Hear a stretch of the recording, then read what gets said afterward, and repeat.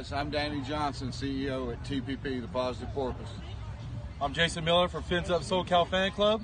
I'm Scott Howell from Atlanta Dolphin Club. Mark Angelo, NorCal Dolphin Club. And you're listening to Clock Blockers, Miami fans' #1 morning show. Run it, run it, run it, run it, run it, run it, run it, run it, run it, run it, run it, run it, run it. What is up, ladies and gentlemen? It is your boy, Stephen D, and we are live on this beautiful Spread Kindness Friday. Welcome, ladies and gentlemen, to the #1 Miami fan morning show, Clock Blockers. I am your host. What's my name? What's my name? What's my name? Stephen D. Stephen Daniels is in the building. Super excited. You can follow me on all social media platforms at Stephen D. SKPL. Spread kindness, positivity, and love. Okay. Make sure you also follow Miami Sports Music on all social media at Miami Sports Music, and you can follow them on Twitter at MIA Sports Music. Make sure you all do that. Hey, on your way in, make sure you hit the like button. Give us that thumbs up. Okay. There's 22 of y'all watching, only 12 likes. That means half of y'all have not hit that like button. Hit the like button. Hit it. Tap it. Smash it. It's free. It doesn't cost anything to do. Just hit the like button. Also, subscribe to the channel if you haven't subscribed to the channel already. You want to know why? Because a little bit later on, I'm going to make this a subscriber-only chat. So if you are not here and you're not a subscriber to the channel, you're not going to be able to talk in the chat. And it's free to subscribe. It doesn't cost you anything. Let's go. Let's go. Super excited. Hey, look, if you also want to sign up and become a member today, there are plenty of seats at the table waiting for you. We would love for you to sign up and become a member today. The link is in the description below for you to sign up. If you need that link again, here it is. Join the channel to get access and become part of the family. Marty Woodley. Let's see here. Who else in here? Rashad, Blake McDonald. Come on. Sign up. Become members today. There are plenty of seats waiting at the table for you. I want a shout out, Stephen D. Didn't appreciate being overlooked yesterday. Cruz Ruiz, you are the man. You support this channel. You're the man, brother. And if I overlooked you, that's an honest mistake. And I sincerely, 100% from the bottom and the depths of my heart, apologize that I overlooked you yesterday, Cruz. I love you, Cruz Ruiz. I couldn't do this without you every day. I couldn't. Okay? So, just know that you're special. You're special. Raul, do not bully Stephen D today. Bro, it might be tough after I put out this list later on. But that's okay. I'm here for it today. Hey, help the channel grow by donating. It's Friday. Can we beat our donation? This has been a test, really, to see if I need to have something for people to donate, or do people just donate out of the goodness of their heart and donate to the channel? So, come on. Donate to the channel today. Help the channel grow by donating. Okay? Okay, you. I'm talking about you. The one that... I'm talking about you. What's on the toilet seat right now? Make sure you flush and wash your hands. Okay? Donate to the channel today. Help the channel grow. Even if it's only $1. I mean, we'd like more, but even if it's only $1, make sure you donate and help the channel grow today. There's 3 different ways you can do that. You can use the YouTube live super chat, which is the $ down at the bottom of the chat. You can also use Cash App, which is $ MSM Podcast Network, or use the QR code right here. Or you can also use PayPal, which is MSM Podcast Network, or this QR code. Okay? You can donate any which way to Sunday. Let's go. Let's go. Okay? Make sure you all do that. Hey, look, I want to give a big shout out to our sponsors of the show, ZSM Sports. We're going to start giving away stuff again next week. Maybe the week after. Depends on how good you guys donate today. How about that? If you guys donate well today, I'll bring back the giveaways next week. But you got to show some love today. Got to show some love, okay? Donate to the channel. Help the channel grow.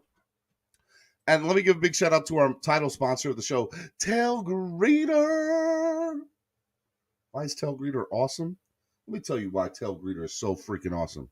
because right now we have the number one tailgate between East 32 and also all these awesome events that we got going on here. They're going to be pretty awesome coming up here, whether you're going to the Ravens game, whether you're going to there's a lot of games. Chicago, and then Baltimore, obviously, the one that I am hosting in Baltimore. Okay. Let's see here. Right here. Right there. You guys click that link, and if you guys are coming to Baltimore, there's three options. Option A, option B, option C right now. Option A is like tailgate only. Option C is ticket to the game. And option C is ticket and tailgate, and you get $10 off. So, yeah, we'd love to see you at the game. I got tickets to the game. I got about 65 tickets available to the game. So get on them fast. They're hot. And I got about, I got unlimited tailgates. So as soon as the tickets to the tailgate are over, or to the game are over, they're going to be sold out. And all you're going to be able to do is buy the tailgate. So come on, if you're coming to Baltimore, I want to see y'all. Okay? We'd love to see y'all there. Okay, now that I got all that out the way, okay, let me throw this down. Let me put this down. I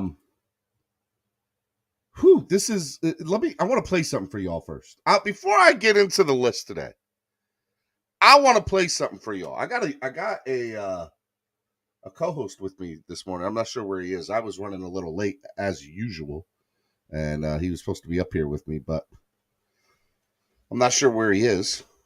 Okay. So I wanted to play a little soundbite for you all this morning. Oh, Alan, you know what? Let me just talk about that real quick. So my wife is a Celtics fan. Don't ask me why she is. And I go, I turn off the game last night after the third quarter. They're up by like 20 points. Or plus 10. So I think like 12 or 13 points, something like that. And there's no way they blow this lead. There's no way Golden State blows this lead. None. Turn off the game at the end of the third quarter thinking the game's over. And I decide to watch Family Feud with my wife. And we're sitting there watching. We're having a good time. We're just enjoying each other's company. And boom, I just happen to pick up the phone and I look at Twitter. And everybody's like, oh my God, this is the craziest run I've ever seen in an NBA Finals game 1. Could not believe it.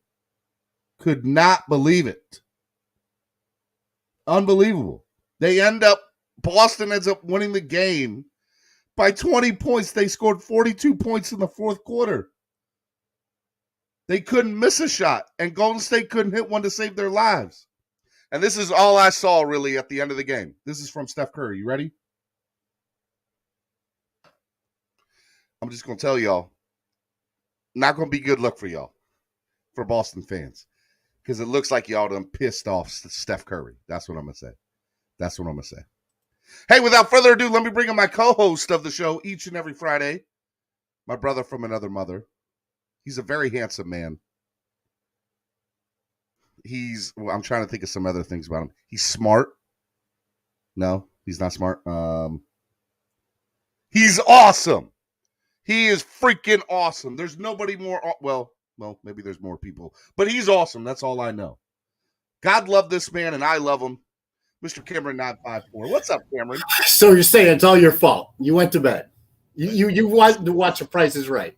No, it's all your fault. You get the game show right. And all I could think of when I woke up this morning is, man, TD Boston Celtics talk is going to be insufferable. No lies were told in that statement at all, because that is so true. As a matter of fact, I'm kind of surprised I didn't get a phone call from two people, Eric Carrier and TD. I was surprised I didn't get a phone call from either one. Man, Eric Carrier. Crazy game. Eric Carrier was giving me the business when they beat the Heat. It was crazy. Yeah, dude, it was unbelievable. Flip side, I'm going to play your thing here in a minute. But yeah, so that go ahead. No, I will tell you, man, what a hell of a game. And unbelievable. I don't discount Steph. Like, they're as confident as a bunch as they can. But, the Celtics are there for a reason. They did the same thing to the Heat, man. They were unconscious from outside the arc. Steph went like that. They couldn't miss from outside the arc against the Heat, and they continue it in the fourth quarter yesterday. So, listen, it shouldn't be surprising. What is surprising is Golden State's the number one defensive team in the NBA during the regular season, and they did this to them. It's going to be a hell of a series. I originally said 5 games, Dubs in 5. That's what I said. We think alike, because that's exactly what I said. I said there's no way. I said there's no way Boston makes this the series. No way. And then what happened last night? Now I feel like I got to watch all the rest of the games because that's insane. It was over at the end of the third quarter as far as I'm concerned. But I guess I was wrong. What do I know? What do I know? Real quick, before we get into the stuff that I really want to talk about today,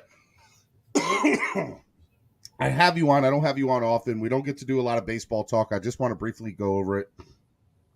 I need you to explain to me what's going on in Miami. What's going on with Don Mattingly? What are your thoughts about the Marlins right now and the future of the franchise?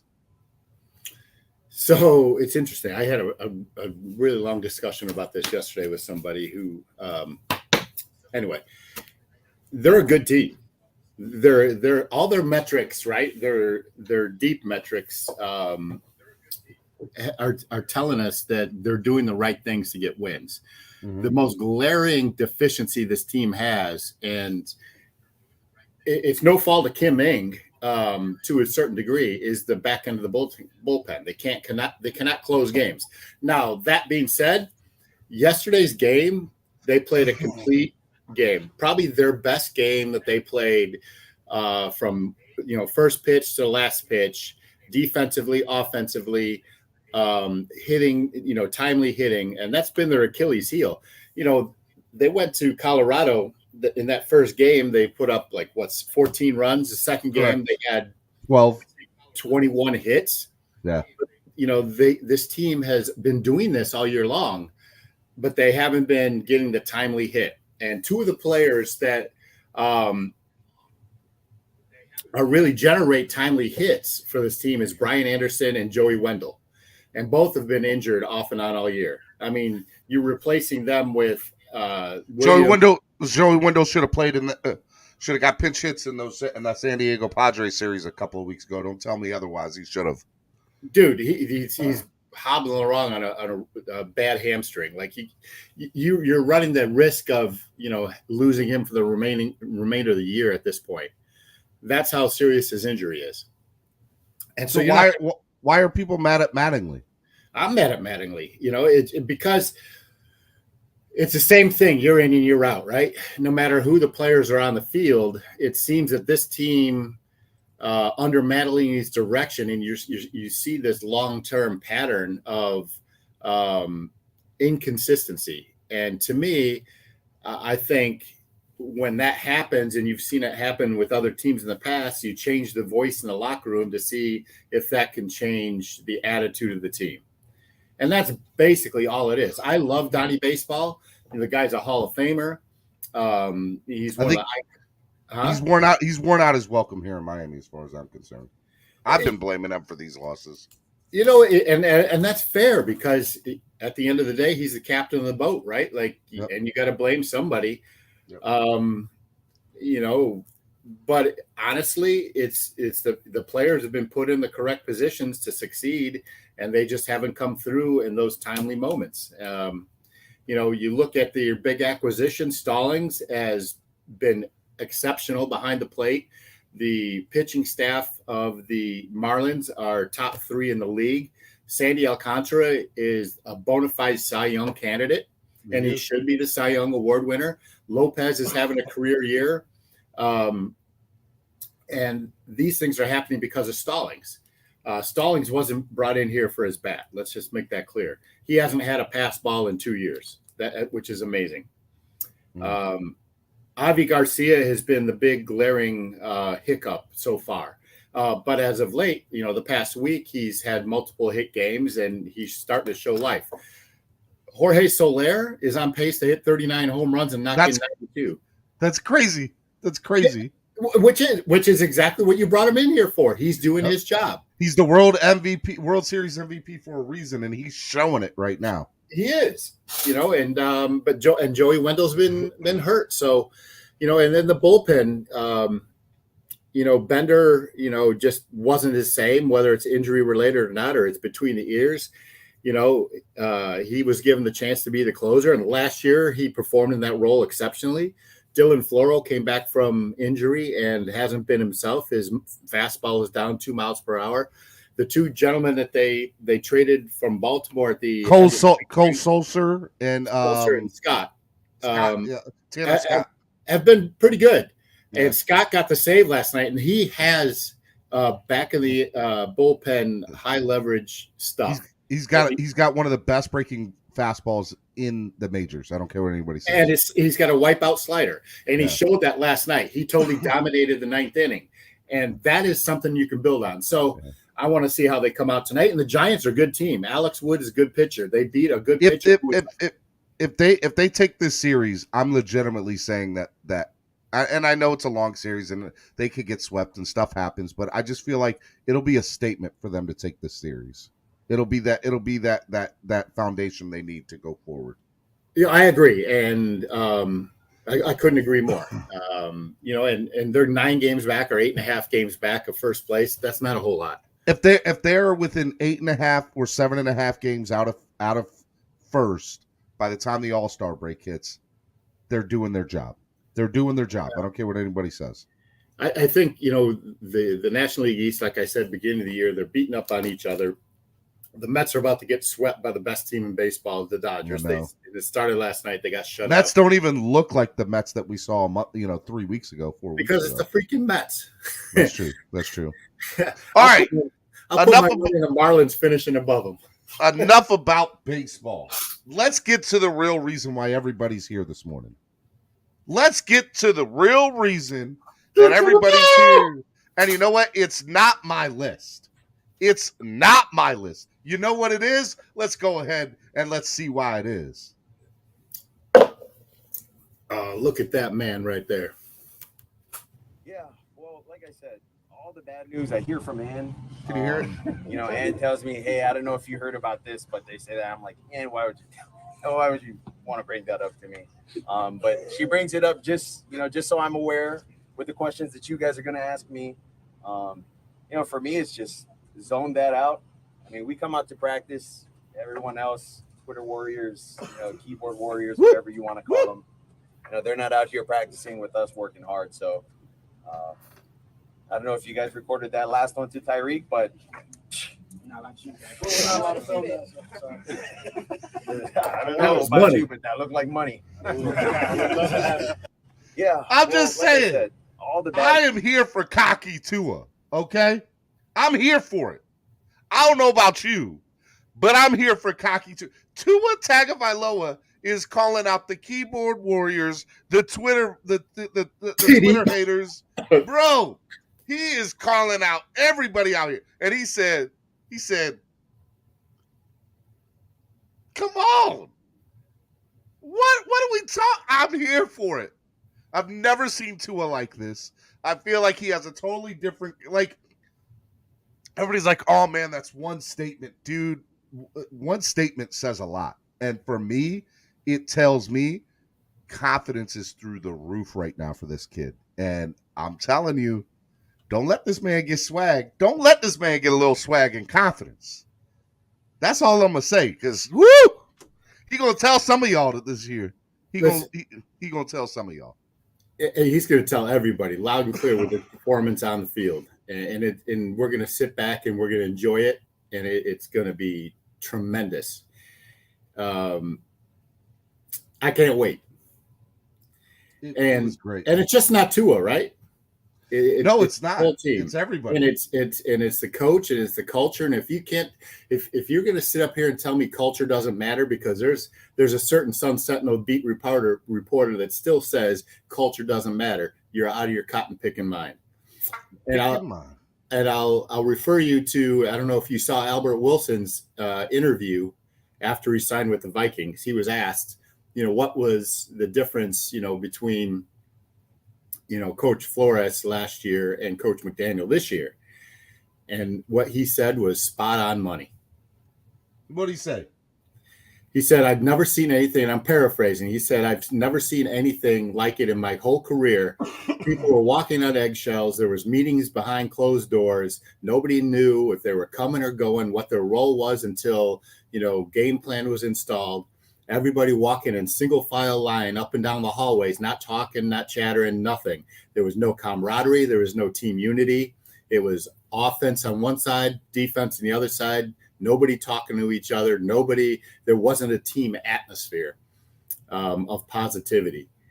And then you bring in Coach McDaniel, who's, from all the reports and everybody's saying, all the players saying that he's a player's coach. He's more in tune with the locker room. He is understanding of the players' needs and what they need to do to excel on the field.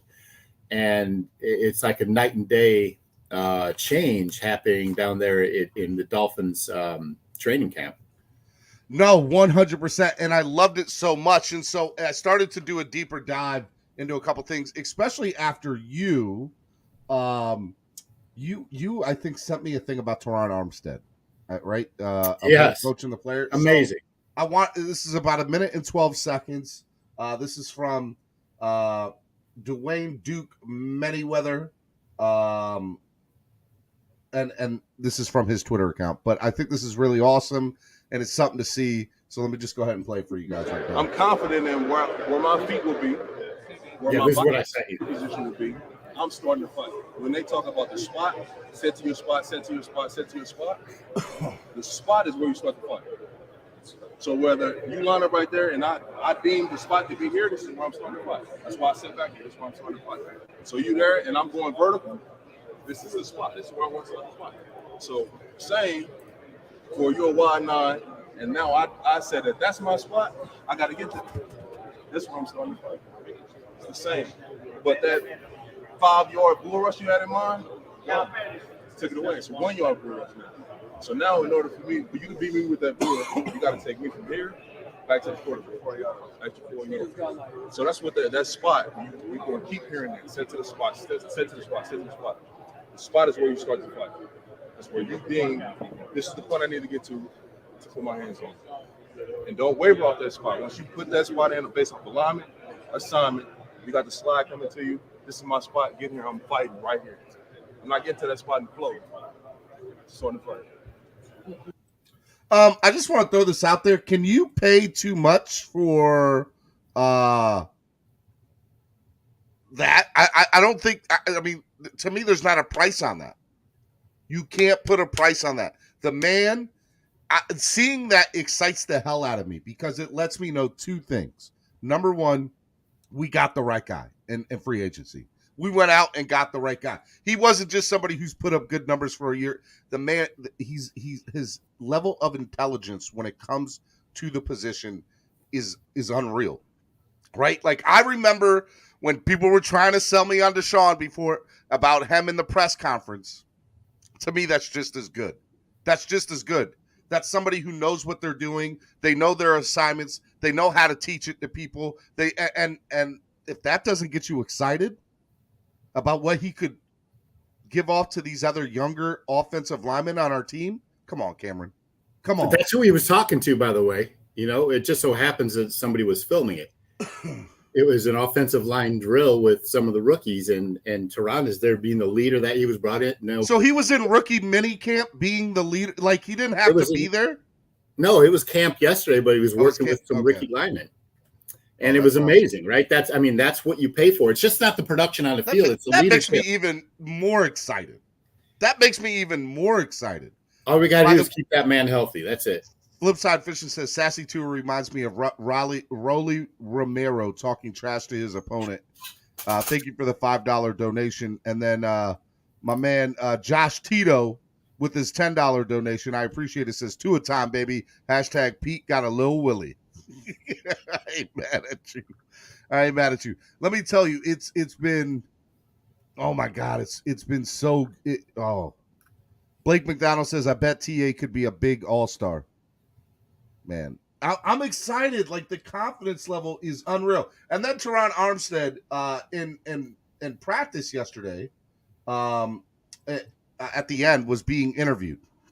And he was asked a question about evaluating the offensive linemen without pads, right? And we're always like, we always say underwear Olympics, right? How can we evaluate people in underwear Olympics? You know what? Just let my man T Stead put it to y'all, because apparently y'all don't listen to us, but maybe y'all listen to T Stead. So when we start, it's up. I asked Chase if he counts the big runs that he springs in these non-contact practices. He said, no, they don't count. You got to show when the pads come on.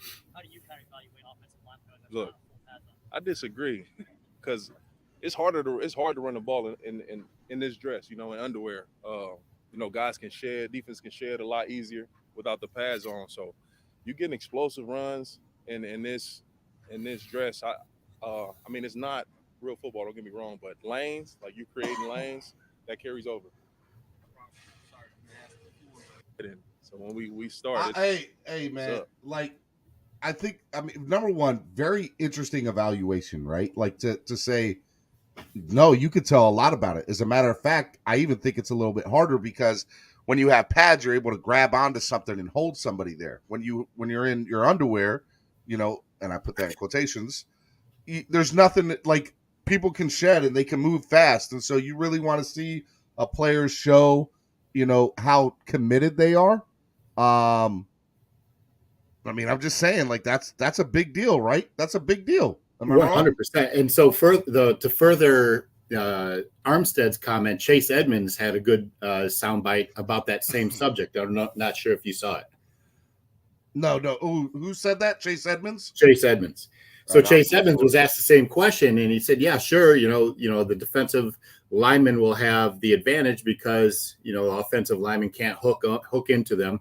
But the real reason that they're out there doing those is to identify the lanes in the schemes and get those repetitions down so they can hit them without thinking about them when the time comes to put the pads on.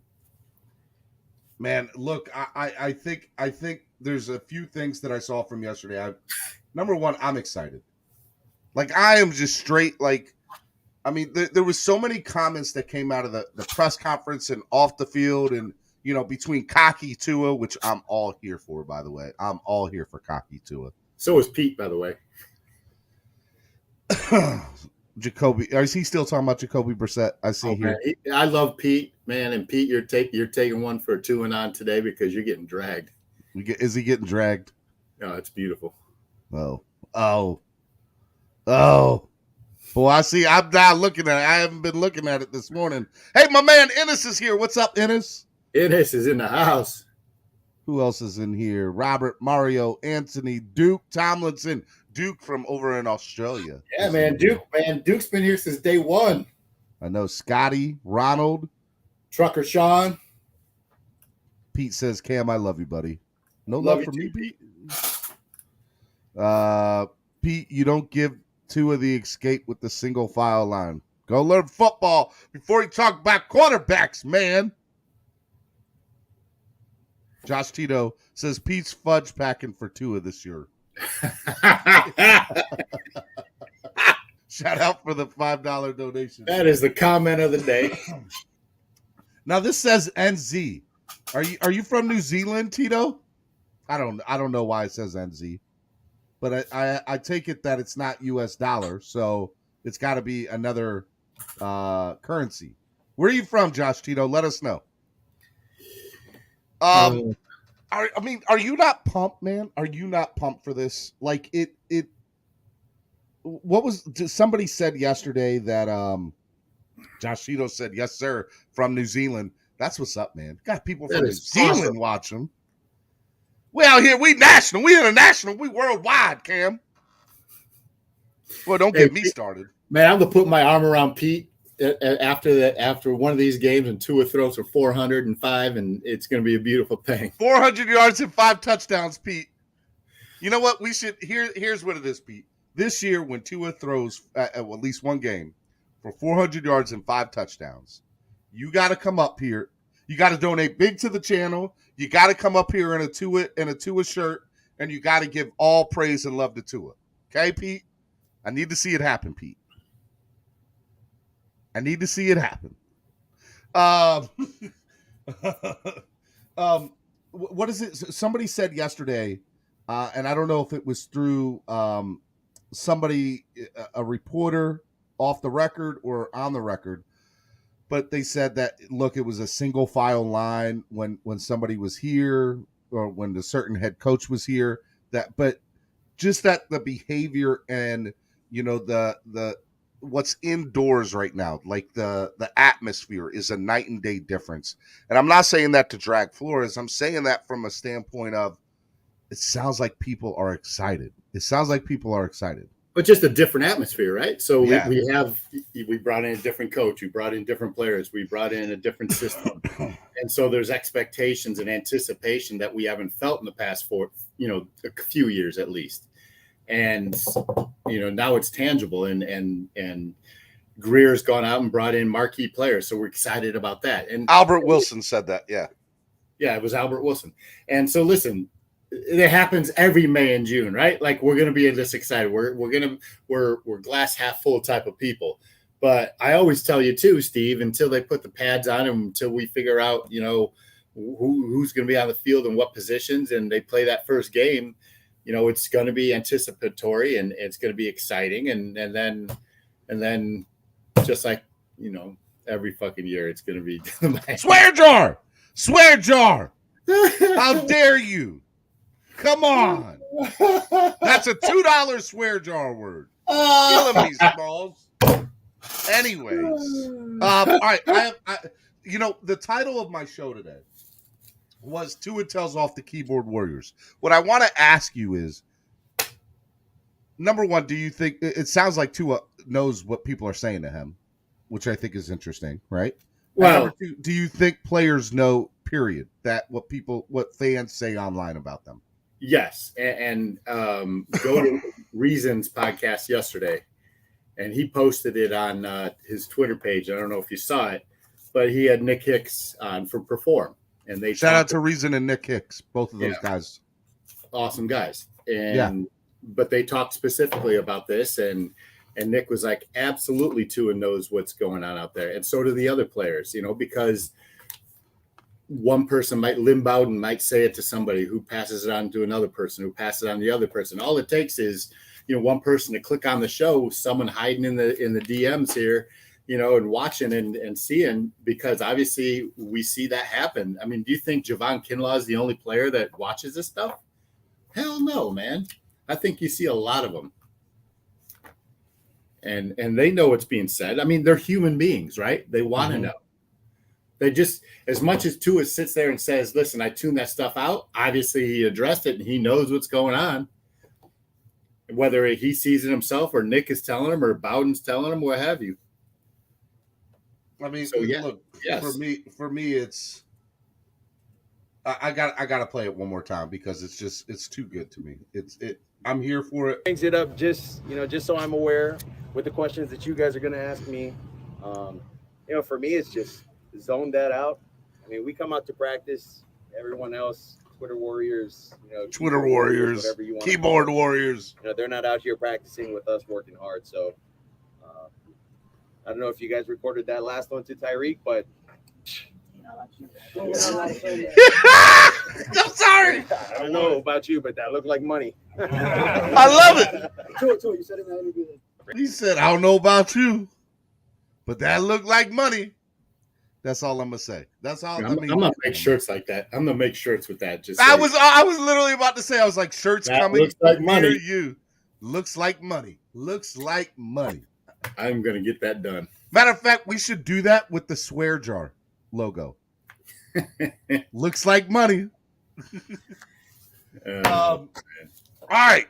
Now, for the real reason I guess everybody's here, besides to see our beautiful smiling faces. Number one, if you guys haven't done so already, hit that like button, donate to the channel, share. Matter of fact, see that share link right there at the bottom there? Hit it and share this and tag 10 people on Twitter right now. Go do it. Hit the share button and tag 10 people on Twitter right now. I know a lot of you have Twitter, so I'm calling you all out. I know who you are. Let's go. Tag 10 people on Twitter right now with this link and tell them to watch. Okay. Now, for the real reason that everybody's here. For the last 5 or 6 shows, I've been doing the NFL quarterback rankings.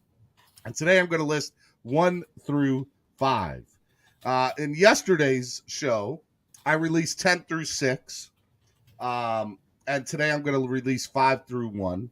I've had a lot of pushback. I've had people that have reached out to me that have given me their own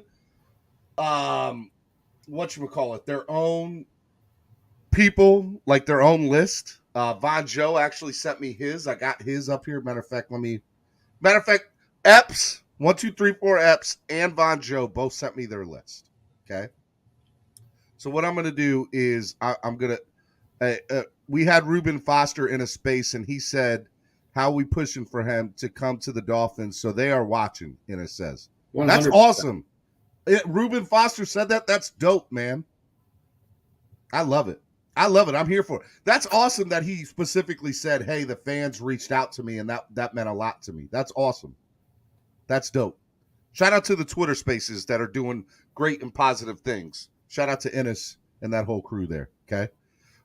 That's awesome stuff that Reuben Foster said that. Okay, here we go. So let me share this real quick. So everybody now all of a sudden has got their own, I did this. This is what I did. And I don't want to get it twisted. So here, let me. I'm just reading some of the comments. All right. So this is Epps' top 13. Epps says Kyler Murray, Kirk Cousins, Dak Prescott, Lamar Jackson, Matt Stafford, Deshaun Watson, Justin Herbert, Russell Wilson, Joe Burrow, Aaron Rodgers, Josh Allen, Patrick Mahomes, and Tom Brady is number 1. By the way, I don't think that looks far off from mine. I have Dak at 9. I have Kirk at 13. I have Kyler at 14. I have Lamar at 7. Herbert is the one that's the furthest away. I have Deshaun at 8. You got Stafford at 3, right? And he's got Stafford at 9. Okay, there's a couple people that are off, but oh yeah, bam! Did I just show everything? I didn't mean to do that. Yeah, you just did. All right, well, screw it. Here it goes. Let me go ahead and just show you all my top 5. I didn't even mean to do that. Number 5, I have Joe Burrow. I think Joe is one of the hottest up-and-coming quarterbacks in the NFL. I love everything that he's done. The fact that he made it to a Super Bowl this year, I understand that defense played a big part in it, but don't get it twisted. I think Joe Burrow was a big reason why that Cincinnati team and that culture has changed. And I think he's a big part of that. And I like what Joe Burrow does. And the reason I have him above Josh Allen is more accomplished, but Josh Allen hasn't been to the Super Bowl yet. And because of that, if I was starting a team right now today, I think I'd want Joe Burrow over Josh Allen. That's just my opinion. And so that's why I have Burrow ahead of Allen here. Tom Brady, number 4, is a very interesting one because I think that, people are like, how do you have, TB4 when he has, all these Super Bowls and his past accomplishments? And I've been so hung up on, Jared Goff, Matt Ryan, and Jimmy Garoppolo ahead of Tua on this list for their past accomplishments. I knew that this would get some pushback, but here's the reality. Brady's at the end of his career. Now, Brady's still Brady to a certain extent, but he's at the end of his career. And his projected future ceiling isn't high. Now, they're going to be Super Bowl contenders again this year. But that's Brady. Brady's able to bring in these people on veteran minimums or close to veteran minimums and have them play because they want a chance to win a Super Bowl. So I have Brady on number 4. I still think he plays at an elite and high level. He still puts up, MVP type seasons. But in looking at it, the 3 guys I have ahead of him, Matt Stafford, who just won a Super Bowl, by the way, who, in my opinion, was the biggest difference of that Rams team being a Super Bowl contender to a Super Bowl champion, was Matt Stafford. Nobody can tell me otherwise. And then Aaron Rodgers, look, at the end of the day, Aaron Rodgers isn't the reason they've lost these playoff games the last few years. It's been head coaching. Aaron Rodgers should easily have one or two more Super Bowls, and not even close. They're not even his fault. So I think Aaron Rodgers is one of the best quarterbacks in the history of the NFL. And then I'm going to go Patty Mahomes number one. I think if you're starting any NFL team, you have to say Patrick Mahomes is your number one draft pick. And that's just my opinion of it. So I know there's going to be a lot of pushback on a lot of different things, but I want to get your thoughts on this, Cameron.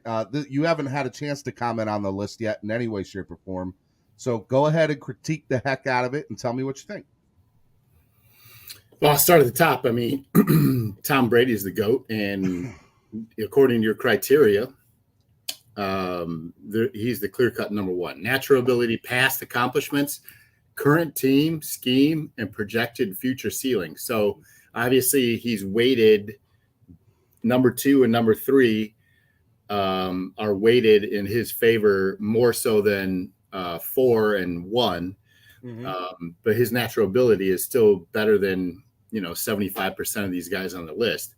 Mm-hmm. So to me, Tom Brady is the clear number one, and it pains me to say that, but you have to respect the GOAT, right? He is Correct. The GOAT, and until he retires, he's the number one on all lists, no matter what. Okay, that's Aaron fair. Rodgers, I can deal with that argument. Go ahead. Yeah, and so Patrick Mahomes, is he better? Has he accomplished more than Aaron Rodgers? Yes. Has he has a better future ahead of him? Yes. Scheme and current team better than the Packers? Arguable.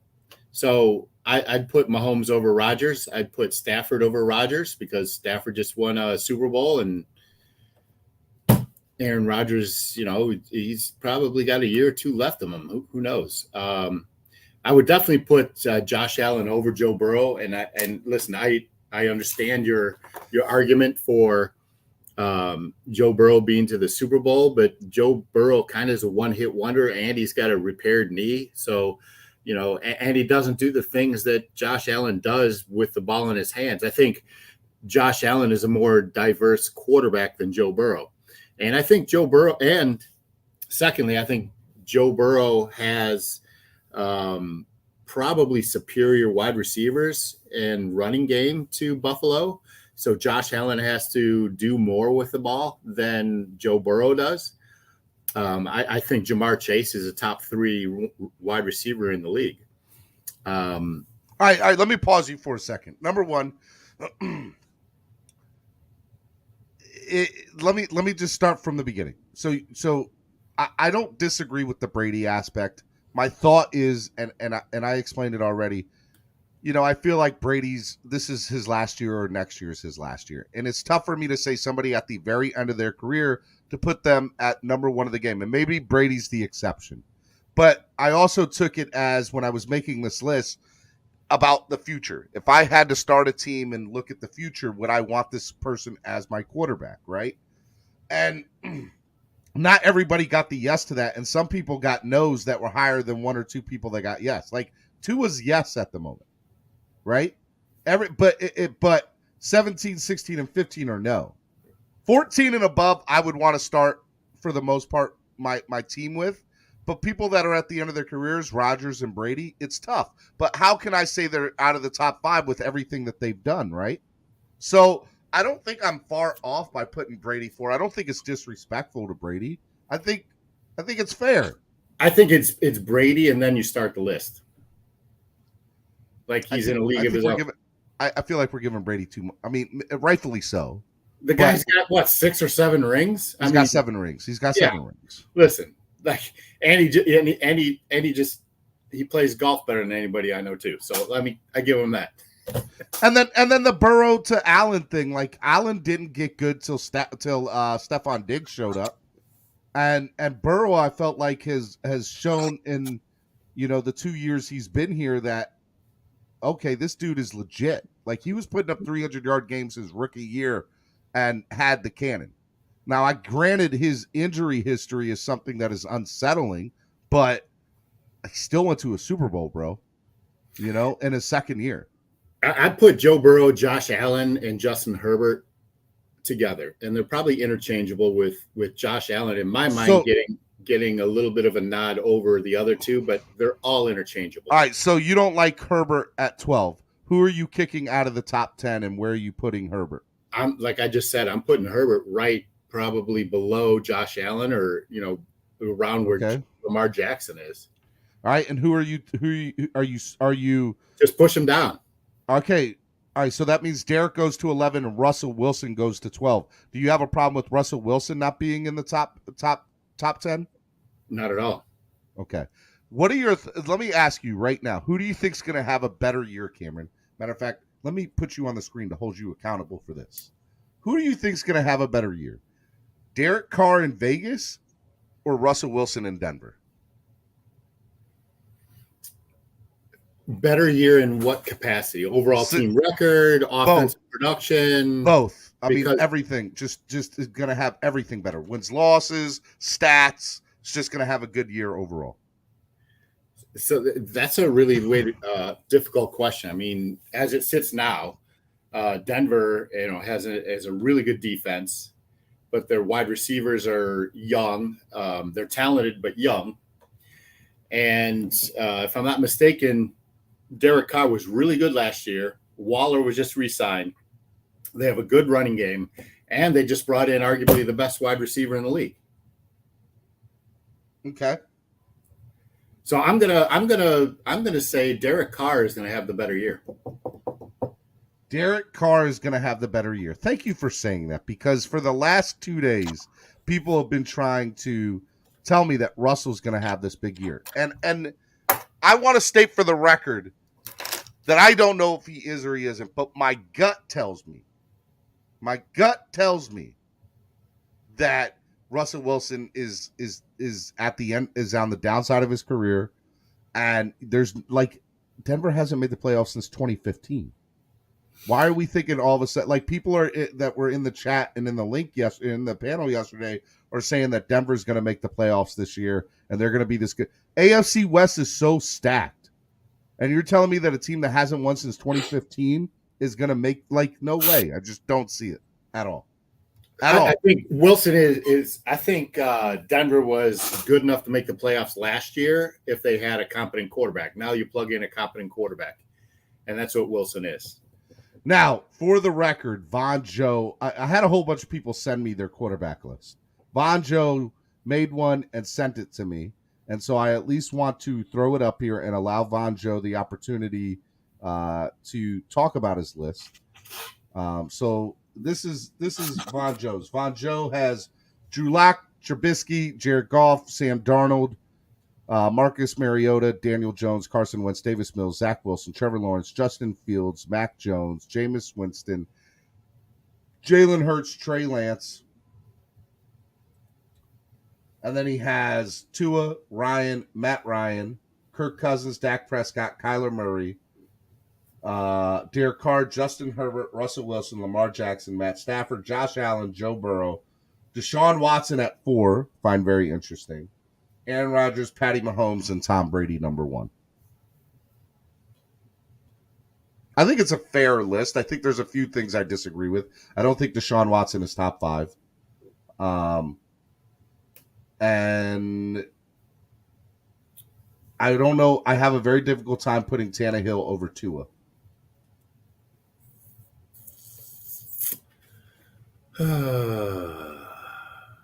Go back to that other one, because his outside of Mitchell Trubisky, who probably is a fair assessment in the bottom, 25 to 30, but I think has the greatest opportunity to make the greatest leap this year. Mm-hmm. He could be a top 15 quarterback this year. This is for Von Joe. The link is for Von Joe to come in and talk about his list.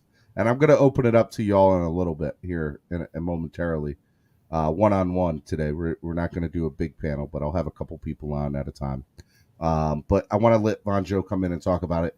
I think the other thing that stands out to me in this list is Matt Ryan at 15 and Matt Stafford not above Josh Allen and Joe Burrow. No, Stafford's got to be – see, Deshaun Watson is maybe number 10. No, probably I'd put him over Russell Wilson and under Lamar Jackson. I think that's fair. Justin Herbert, like I said, should be bunched with Burrow and Josh Allen. Matthew Stafford should be right there with Aaron Rodgers and Patty Mahomes. All right, hey Von Joe, if you're listening, man, I dropped the link for you, big hoss. I want to see you get up here.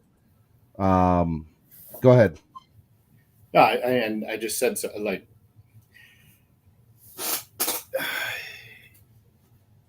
Stafford, what he did last year and what he's done with Detroit. He's thrown up 5,000 and 6,000 yard seasons on a really crappy Detroit team. And obviously he goes to a team that has talent built around him and a offensive scheme built for him. And you see who's more accurate, Baker Mayfield Stormtroopers or Amber Heard? That's pretty good. That's pretty good. All right, let me bring on the man, the myth, the legend himself. I love him. I love this guy. I don't know if I love his list, but I love him. Von Joe, what's up, Von Joe? My list is better than yours. Stop that, Steven. My list is no better than way. Yours.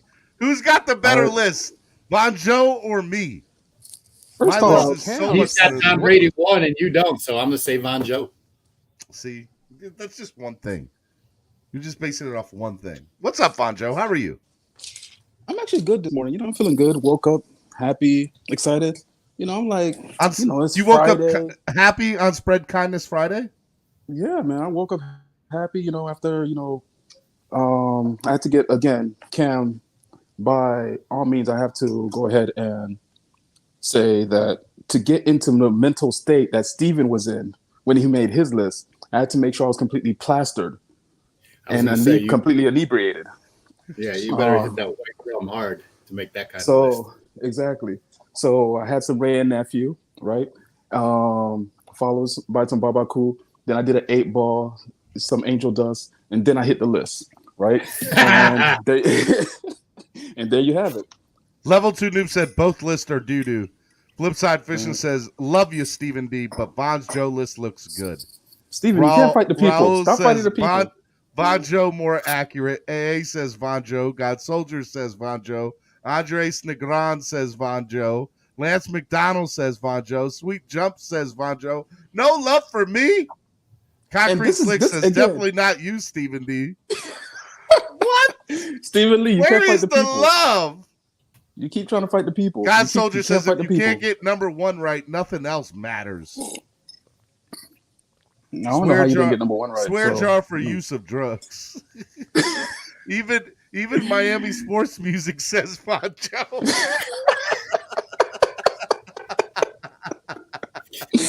Listen, thank you, Tommy. Shout out to you, Tommy. Shout out to Shake Money. Stephen D has a better hat. Oh, well, I mean, that's true. My hat by default. Listen, by default, exactly. But listen, chat, I appreciate the love from the chat. I do. But what's wrong with my list? What don't you agree with my list? What is it on my list? If you notice, I did not have Pickett on my list. I noticed. So we have 2 quarterbacks that. I mean, look, number 1, Jared Goff, 30. Like, come on, bro. Like, I don't like. You're asking me to defend Jared Goff. I don't like Jared Goff, but. So hold on. So what do you think Jared Goff is going to do in Detroit? I don't think he's the 30th best quarterback. You're 30. I have to account. I would in no way, shape, or form take Sam Darnold over any quarterback besides. Von Joe has Justin. Hold on, Von Joe has Justin Fields ranked 8 spots over Jared Goff. I will tell you this: Justin Fields will start more games this year than Jared Goff. Yeah, really. Hold on, Steven. You really think Jared Goff is about to go off in Detroit? I never said that. I never said that. So what are we talking about? Those were not my words.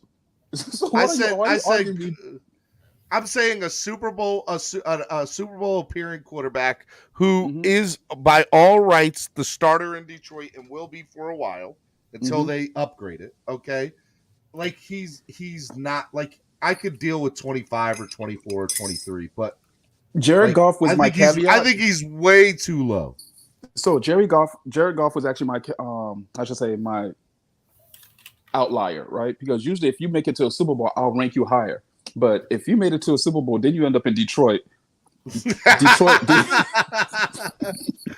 Somebody didn't love you. Somebody didn't love you. That pretty much wipes all. out everything that you've done before, okay? Your parents didn't love you. That's exactly. Your coach didn't love you. Your GM didn't love you. Nobody loved you when you was a child. Well, for somebody who hasn't really played in the NFL, Trey Lance at 18, that's another person I think you just have way too high. No. Way too high. Listen. What we saw of Trey Lance, he would have been the starter last year, bro. I'm sorry. I don't believe what we in saw Trey Lance. I'm not sold on Trey Lance. Even San Francisco 49er chat rooms are like, yeah, I don't know if Trey Lance is going to be that guy. No, they're high on Trey Lance. No, they're not. The Twitter spaces I've fallen into, they are very high on Trey Lance. I don't see how Trey Lance is on this list. It bothers me that it is. Because he was going to start over. Not only does it bother me that he's on this list, he's 18. Yeah. Come on, bro.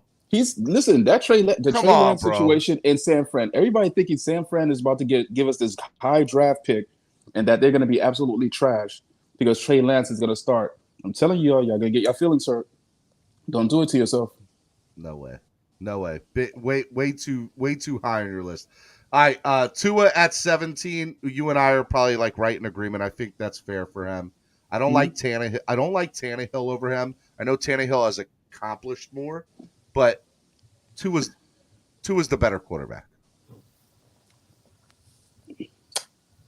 Again, Tannehill has accomplished more, and Tannehill is in a great situation. Did you use the same criteria that I used on mine?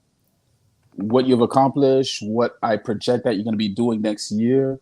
Yeah. I mean, Tennessee Titans with that defense and that running game coming back, where Tannehill doesn't have to do much, just drop it off to and pass and hand it over to Henry and let Henry cook.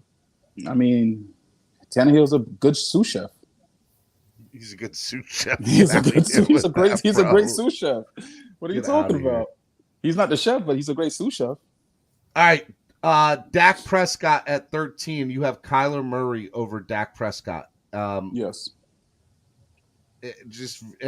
Very interested. And what has Dak done? But thrown for a whole bunch of yards. I mean, Dak has been MVP candidate 2 out of the last 3 years. I've been an MVP candidate in the NFC East. Bro, we've already established yesterday that he didn't pad his stats. We looked like it was looked up. I know, but I'm just letting you know. So that's an irrelevant statement. That's an irrelevant statement. Behind that O-line, when Zeke was he had a great O-line manufactured just for him. They had a great running game and weapons, and they did what? I'll wait. Come on, bro. I'll wait. I'm sick of people saying Dak Prescott got garbage time. They did what? Bro. He has thrown 30-plus touchdowns 2 out of the last 3 years. The only reason he didn't do it in 2020 was Steven, you give me 5 seconds in the pocket. Steven, you give me 5 seconds in the pocket with a great running back and weapons. I'll throw for 5,000 yards easily. Okay. All right. Mr. I'll pick a guy and let it fly. I think it's disrespectful to have Dak Prescott out of the top 10, in my opinion. What? How? He was loaded with top 10 weapons. quarterback. Nothing. He's a top 10 quarterback in the NFL. He's a top 10 quarterback in the NFL. That division, he went to the playoffs with a losing record. That's the only division you can make it into the playoff with a losing record. He is a top 10 quarterback in the NFL. He is. All right. Okay. I guess. I mean, if you go by the WandaVision and Doctor Strange notion, where you go to a parallel dimension, he's a top 10 quarterback in somebody's dimension, not mine. I also think it's disrespectful to have Matt Stafford below Joe Burrow and below Deshaun Watson, Joe Burrow, and Josh Allen. Stafford should be in your top 5. So this is what I did. That would have been said. Because of what he did in Detroit, we already know when he was in Detroit, he put up numbers. He was still Matt Stafford, right? In Detroit, finally got to the Rams.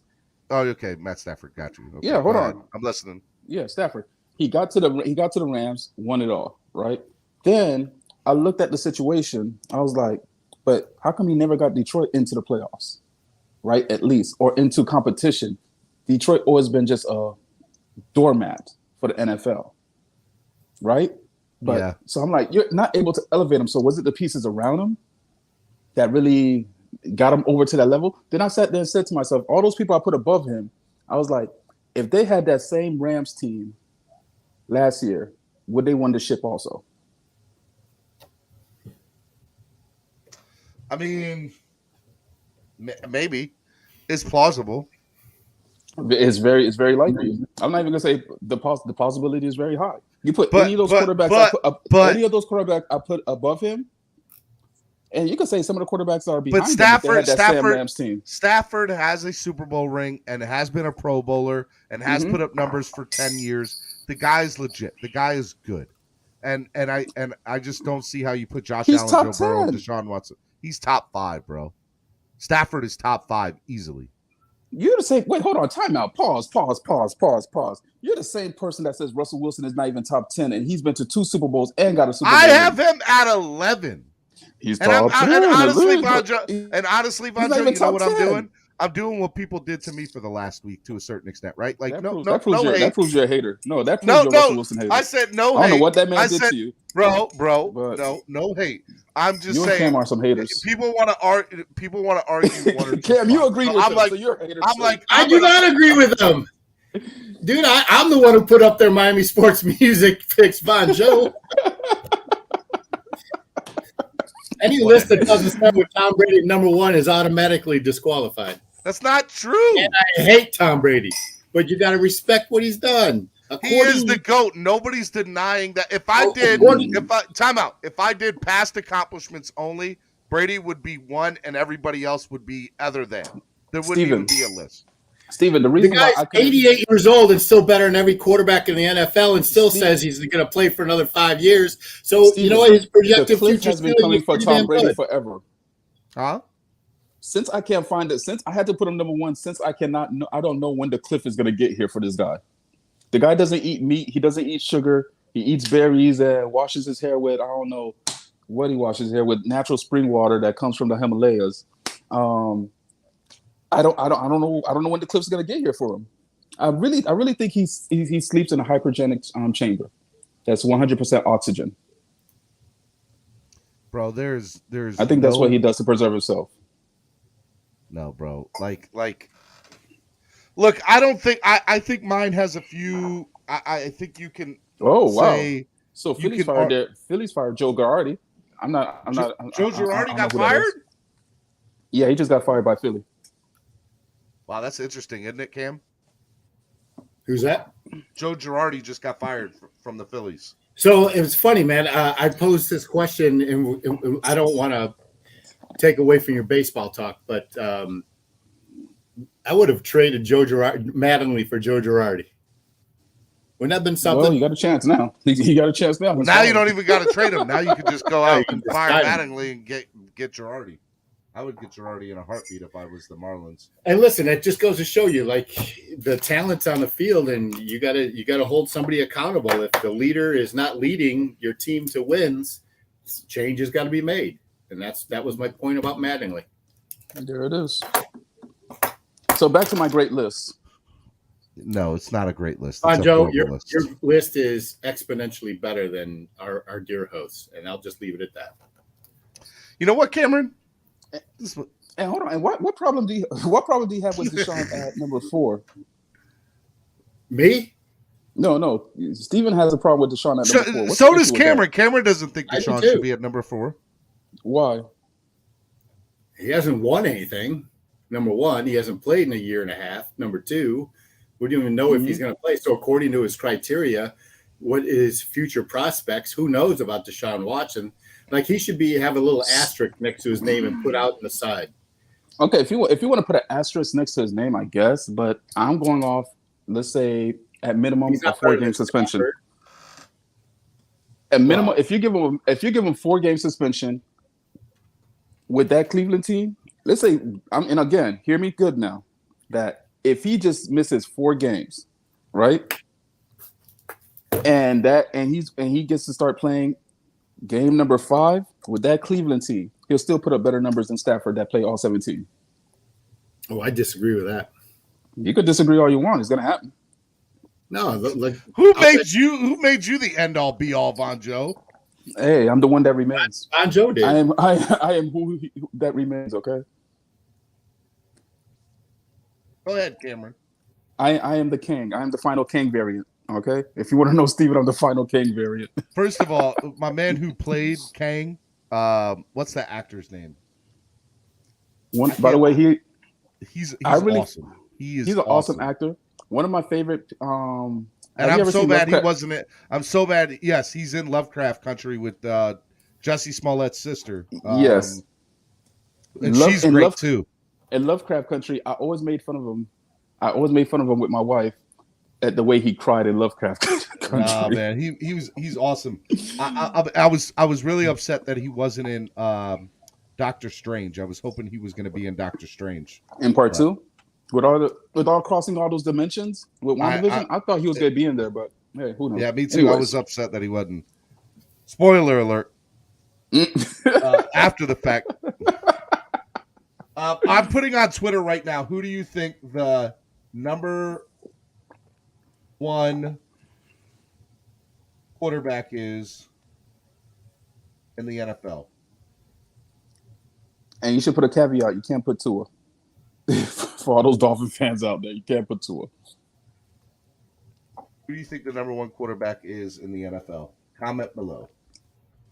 But speaking of Tua, what about our quarterback talking saucy? I love it, bro. I'm here for it. I was like, talk it-ish, young man. Talk it. That's what I wanted. That's what I've been begging for. That's what you want to see, Say right? something, sir. Yeah, say MB41 something. says that list is awful. He said that list is awful. He didn't specify which. No, he meant yours. He meant yours. Cam don't even have a list. MB41 says Tom Brady is I'm the smart number 1 enough not to put myself into this BS. What are you talking about? Tom Brady is the number 1. Then who is? Josh Tito says with his $5. By the way, Josh Tito's been donating like crazy this morning. Just shout out to Josh.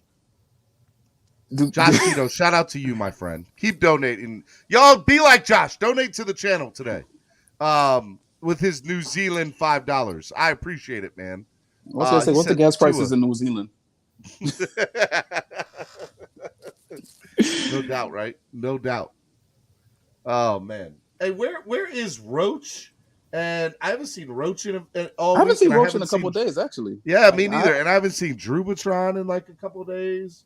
They're over here like they got lives and stuff, and that they're better than us. Think about it. I haven't even been on Roach's podcast this week, I believe. Tua spitting fire now, shutting all you fangirls up. Well, here's a beautiful thing. Here's a beautiful thing about Tua talking that talk. Oh, says, baby, you better walk it. He says, I could care less about his Ned Flanders sassiness. Wooback says, NZ gas expensive AS. I thought you meant AF. Wooback, are you from New Zealand too, bro? Boy, I didn't know I had a New Zealand viewership. But if you have 2 different people watching from the same country, does that mean I have a viewership in that country? I mean, it's a good start for it. Huh? Who else is from New Zealand? Is Woobat from New Zealand? I don't know. I think that's a flag of his wherever he's from. But who's the other New Zealand guy? Tito? Josh Tito's from New Zealand. And then you've got what's his name from Australia, right? Yep, I'm from New Zealand, but I live in Sydney, Australia right now. Oh, okay. Duke's from Australia. So you got 2 from Australia and 1 from New Zealand. Or I have 2 from New Zealand and 2 from Australia. One person's just the same, though. That's how I'm looking at it. I'm doing that new math. Steven is on that LeBron James status with Tom Brady. Just because you've accomplished in your career, don't make you the number 1 just based on legacy. Tom Brady's not the same Tom Brady from 2 years ago. I don't think Tom Brady is the number 1 quarterback in the NFL right now. So hold on. Why do we think Tom Brady is not the same? Think that. Why do we think Tom Brady is not the same Tom Brady from 2 years ago? I mean, age is a big part of it. Age was a big part of this conversation 10 years ago, Steven, by the way. How old is Tom Brady? He's like 86. Brady stats. Everybody keeps saying, you say age is a big part of this. Age has been a big factor of Tom Brady. I mean, look, here's a reality. He even right? got to Tampa. His last 2 years in New England were 29 and 11, 29 touchdowns, 11 interceptions, 24 touchdowns, 8 interceptions, right? Mm-hmm. Last 2 years in Tampa, he's thrown for 40 touchdowns and 12 interceptions.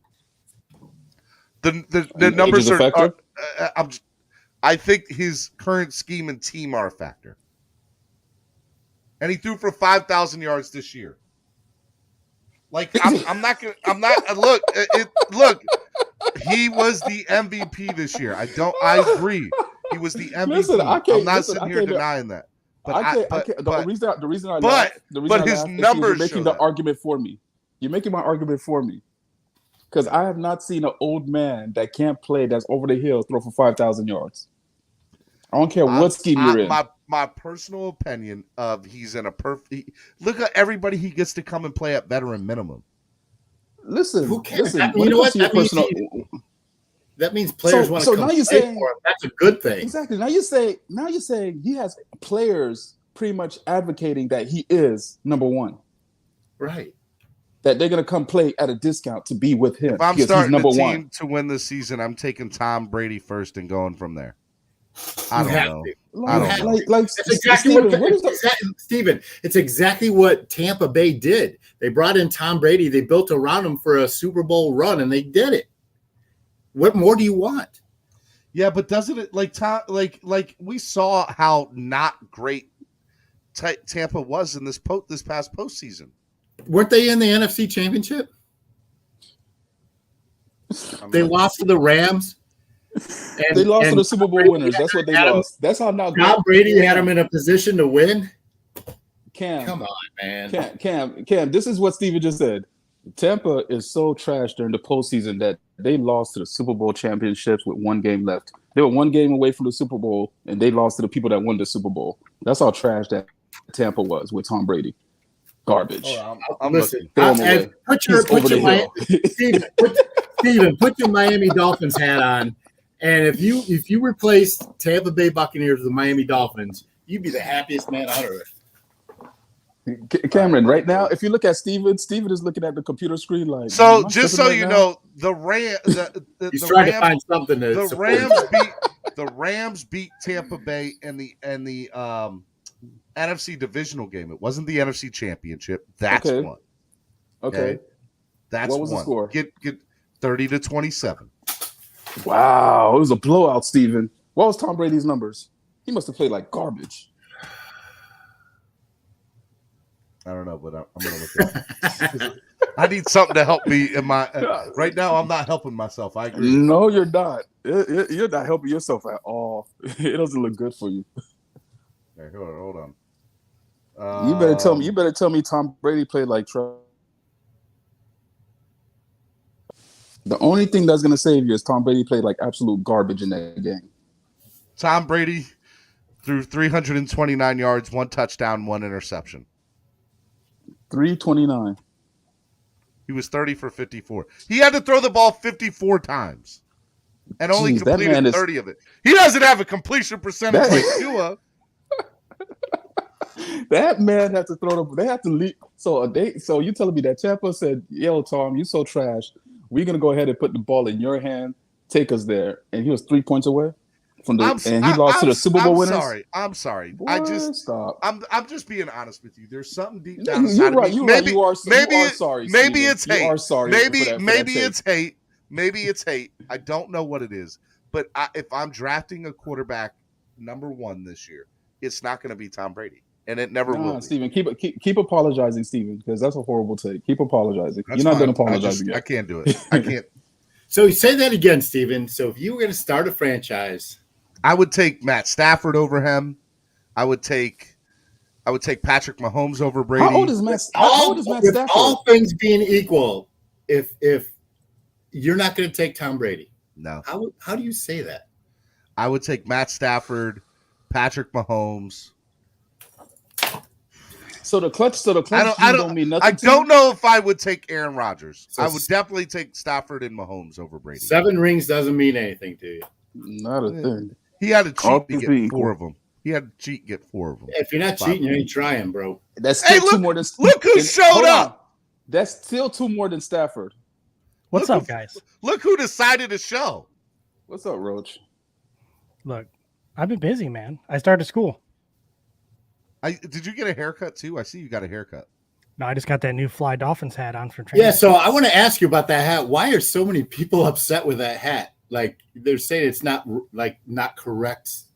You know, I love that hat. I think the hat's fire. Pattern of camouflage. Like who gives a damn? I swear, dude, you owe like $5 to Who would $7 wear this hat for real storage camouflage? Exactly. It's about team. It's about representing your team. Like. No, I agree with you, Roach. Like, Listen, damn Roach, is not a swear. I would wear that hat and go to war and think that I'm fully camouflaged in the bushes. Did anybody not see the? Can y'all read level 2 noobs comment? Hey, Steven, how big of a tip do I have to give to kick Steven off the panel? Yo, level 2 noob is a legend. You hear? I promise you, you donate $100 right now. I'll get off for 10 minutes, and y'all can run the show as you see fit for 10 minutes. But yeah, man, I'm in film school, bro. Okay. Yeah. Kind of a big deal. You're kind of big. So, all right, Roach. No. This is my show. Roach, let me ask you something, sir. If you were starting an NFL franchise today, who would be your number 1 overall pick? The quarterback. Shush, you two, shush. I'm You quarterback. I'll say quarterback. About the longest future. Yeah, quarterback, Trevor Lawrence. What? Longest future. I'm not talking about. Yeah, Trevor Lawrence. I think you've been living in Duval County too long, bro. Hey, I already started. You've been living in the Jacksonville area. Yeah, that's got to be the weed, bro. Because, bro. Shit. If I was going for like That the did not go best well. current guy, because this is how you did your QB ranking, future prospect. So that's what I'm going off of you. All right, That next don't go year, well at all. next year, who gives you the best chance to win next year in the NFL? If you had to draft a quarterback, this upcoming season. Okay. All things equal. That's a tough question. All things equal. Rodgers. What? Aaron Rodgers. If everybody has the same team, I think Aaron Rodgers. I disagree, but it's an arguable statement. That one I can at least I can swallow that one a lot better than I can Trevor Lawrence. After that, it would be if it wasn't Rodgers, because say he retired, then it would probably be Burrow or Herbert. Not Josh Allen. Josh Allen's my new Tom Brady. He's on my list. Josh Allen is your new It's just Tom like Brady. when Tom Brady was on the Patriots, there was, I don't care how bad the Patriots So were. right now, he got all my hate. The narrative in our panel today, or in the chat room, is that Tom Brady's the best quarterback in the NFL right now. He's the quarterback you would take number 1 overall. He's the best quarterback today in the NFL. If all things being equal, you said you have 1 year to make a Super Bowl run. It's not Brady. It's Tom Brady. Brady. Not Brady. No, because Brady had to build a above par team to get to the Super Bowl. With them. No, we said all things equal. If all things are equal, he don't have the above par to get him there. So I'll be honest with you guys. I don't see how you guys would not take Mahomes over Brady. I would. That's absurd to me. I would. That you two wouldn't take Mahomes over Brady. Hey, sometimes experience is Mahomes is more. younger. Mahomes is younger. He's better. He's a lot better. If you had one season to win it all, that's exactly what Tampa Bay did. I would take Patrick Tampa Bay Mahomes. didn't just add Brady though. Brady brought people with him. No, but I'm saying all things because equal. players understand that that's the point. Is if all things are equal, he won't be bringing his people with him. Their people if they have the everybody same has the same line. Yes. The same wide receiver core, the same running backs, the same offensive scheme, and you interchange. I'm not talking about his past accomplishments season. I know, neither am I. You interchange the quarterback position. Who you taking? Not Brady. Because what Brady brings to the team is how am I wild? He brings people to the team. That's his greatest thing he does. And that's why he threw 5,000 yards last year. But hold on, no. Here's the thing: those same, for example, if I was a player and if I think that hey, Rodgers is all that, why wouldn't I go to Green Bay to play on a discount? Why am I going to Tampa to play on a discount? Because you know if you're a wide receiver, you're not going to get paid. All these all these players, but they're playing at a discount already. That's a veteran minimum. Right. So if all these players, they're choosing to go to Brady, you guys are really arguing against yourself that they're choosing to go there at a minimum. Those same players can go anywhere at a minimum. They're a free agent. They could go anywhere to play at a veteran minimum. They're choosing to go play with him. They're choosing their quarterback. I feel like you're making my argument. Where are they coming from? Making my argument. Free agency. So two things. Number one, I'm not sitting here and saying that Tom Brady's trash. Let's just get that straight. I feel like when you talk against a subject, you said sitting here saying trash. So let's just make this easy. Let's take the Dolphins and substitute Tom Brady in. And so that's Brady, fair. Let me. That's a good. We know question. the Dolphins. Let's take the Miami Dolphins right now. Would you rather have Patrick Mahomes as your quarterback or Tom Brady as your quarterback? Patrick Mahomes. Patrick Mahomes all day. You're thinking about it, Monjo, because you know it'd be Mahomes. No, because I have to think about it. If I'm doing Mahomes is not as consistent as Tom Brady. I mean, regardless of who you bring in, you still got to make the throws. You still got to make the right reads. You still got to. Time out. The question on the table, gentlemen: if you took the Miami Dolphins as is today, would you have Tom Brady as your quarterback, or would you have Patrick Mahomes as your quarterback? Tom Brady. What? Why? What's your reasoning? No freaking way. I want to hear the reasoning. Better completion percentage, better leadership. He's more consistent. So the reason I would say, I have two arguments, right?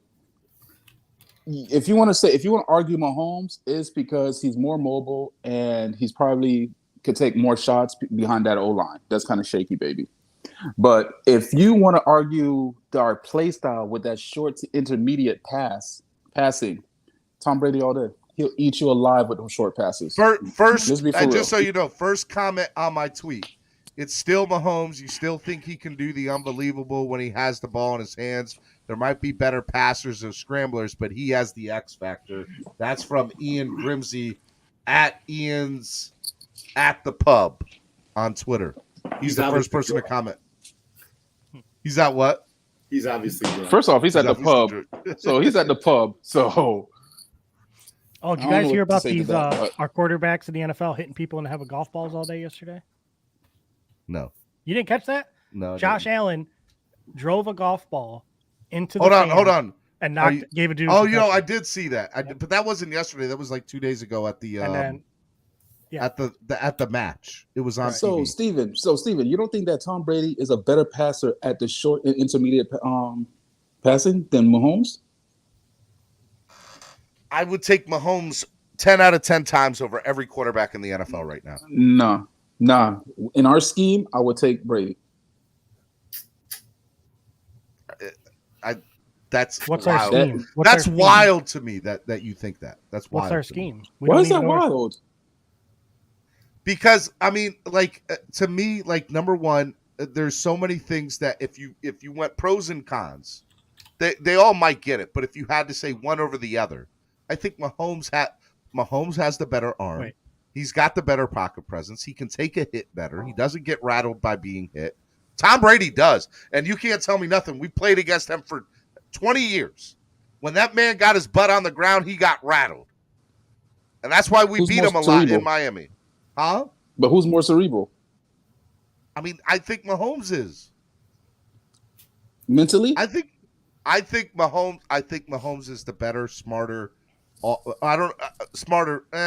I think Mahomes is the better quarterback, hands down. That's all I'm going to say. Von Joe, let's go get some drinks, man. Obviously, you know, I just stepped back at that point. Even if Tom Brady's smarter and more prepared, we're not talking about the past, right? This conversation has nothing to do with Steven, the past. My point is, because he's mentally. That's where these guys are coming from. Is Steven? That? Hold on. I never said that. Why is that? Why? No, time out. Why is it that when I support somebody that I'm talking trash about the other person? You're not. The question. No, you say that. You say you're not talking about the past because he's getting older And as you get No, age, you mentally deteriorate. So I'm do automatically saying that you're saying that. Here's what I'll say. Brady's the GOAT. Is that what you want me to say? Brady's the GOAT. He is. He's been to the most Super Bowls. Conversation He's done. won the most Super Bowl rings. But that doesn't mean today, on June the 3rd, 2022, that if I had the Miami Dolphins at hand and I had a chance for a starting quarterback to either be Patrick Mahomes or Tom Brady, I'm taking Mahomes. For 1 year. 10 out of 10 times. Steven, I would argue that if you said that 1 year. Brady. Yes. No, Steven, I could argue that if you say, hey, you know what? Brady's over the hill. There's a decline in his game. You see it. And, you know, the engine is starting to knock. You know, that transmission is starting to slip. But no, he is pristine. I mean, so Von Joe, there's no slipping. I agree with you guys that Brady could be more prepared for a game. He'll be more knowledgeable about the situation at hand immediately. He'll read it, adjust, right? But does that make up for what Mahomes does on the field? Does that make him? I think that Mahomes, what he does is a step, like, will make him, even with what Tom Brady does, just puts him a little bit above him. You know, Mahomes struggled in the beginning of the year when he tried to play that old style of Tom Brady struggled around. in the beginning of the year when he went to the Buccaneers the first time. That was learning a new system. I mean, Mahomes struggled in the same system the year afterwards. All right, EM Dolphin fan. He said he'd take Brady. Conversation done. I have EM Dolphin fan on my side. Dude, it bothers me that y'all think it does. It really does. Let me ask you this. Roach, let me ask you this. What do you think Mahomes is going to do this year without some of his weapons? Without one weapon. Yeah, but that's not the question. The question is on the same team. What are they going to do? No, but I'm going past that question. Like I'm curious as what you think. I think he's screwed without. I think he's going to have a hard time this year without his weapons this upcoming season. Well, I shouldn't say screwed. I don't think he'll be the big plays you saw happen. I think he's not going to have guys that can break tackles easily, get down the field, score a touchdown. His completion percentage will probably stay the same. And his numbers will be similar. It's just the yardage will be less because he won't have Tyreek streaking down the field. Unless they drafted somebody who surprises us. Steven, put up my list for Roach. I can't. I just took it all down. I just closed it all out. What? Wait, what did you want to put up? Because it bothers me, bro. It bothers me. Like Brady gets like. Steven, you can't be the truth. Can't be bothered. You can't be bothered by the truth, Steven. Let me state this for the record.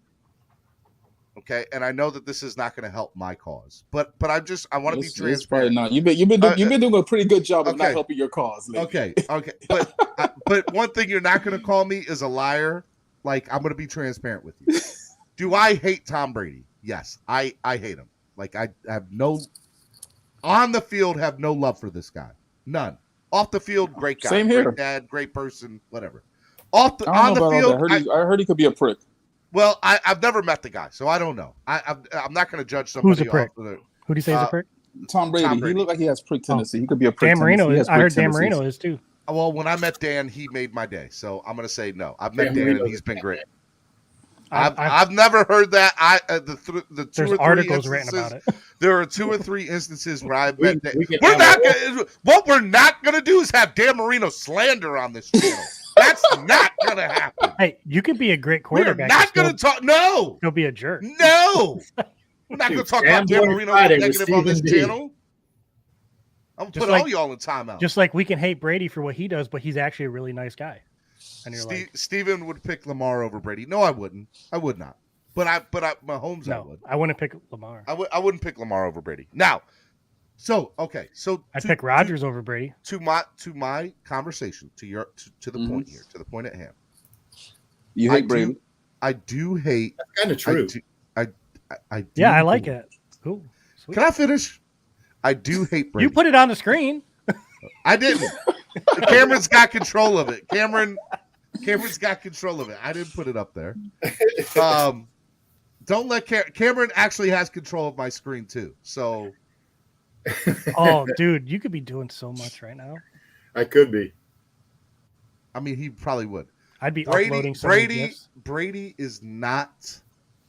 He is the GOAT, the greatest of all time, but that does not mean in any way, shape, or form that I would choose him as my number 1 overall pick today to move forward with a team or a franchise to win a Super Bowl this year or even in the future. Both scenarios, okay? Mahomes would be that. No, look, you can say that subconsciously, maybe that plays a factor into it. But I truly, like, if I'm sitting here and I'm talking to myself and I'm like talking to you guys, I believe Mahomes is the better person equipped to have your team make a run. I do think that. You know, I think he's stronger. I mean, he's somebody like I like Mahomes. There's not one bad thing that I can really say about Mahomes. There's not. So I'm not a fan of Brady, right? Maybe his girlfriend. Maybe his wife. Not even his girlfriend. I don't think she's that hot anyway. She's not my thing. I'm gonna say she's not my cup of tea. How about that? Vonjo, I got a question for you. She's neither of our cup of tea. Hey, Vonjo, how come? Can you pull up this? She's neither of our cup of tea. Can you guys? You saw what I did. You saw what I did. That's why you're my boy, bro. Go ahead. What comment, Roach? The concrete slick comment.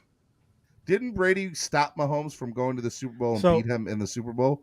The reason I don't that like was 2 years ago. But the reason I don't like those comments is because you've done it now, Steve. Because you told him to have full access to how the screen is. Yeah. So Brady didn't stop Mahomes from doing anything. Brady don't play defense. Last year, and when you see people play, you got to make it bigger so people. When you see two quarterbacks playing in the same game, they'll be like, "Well, Brady beat Herbert or Matthew Stafford beat Derek Carr." They didn't even play the same defense, so you can't take two quarterbacks in the same game and compare them against each other unless they're playing the same defense.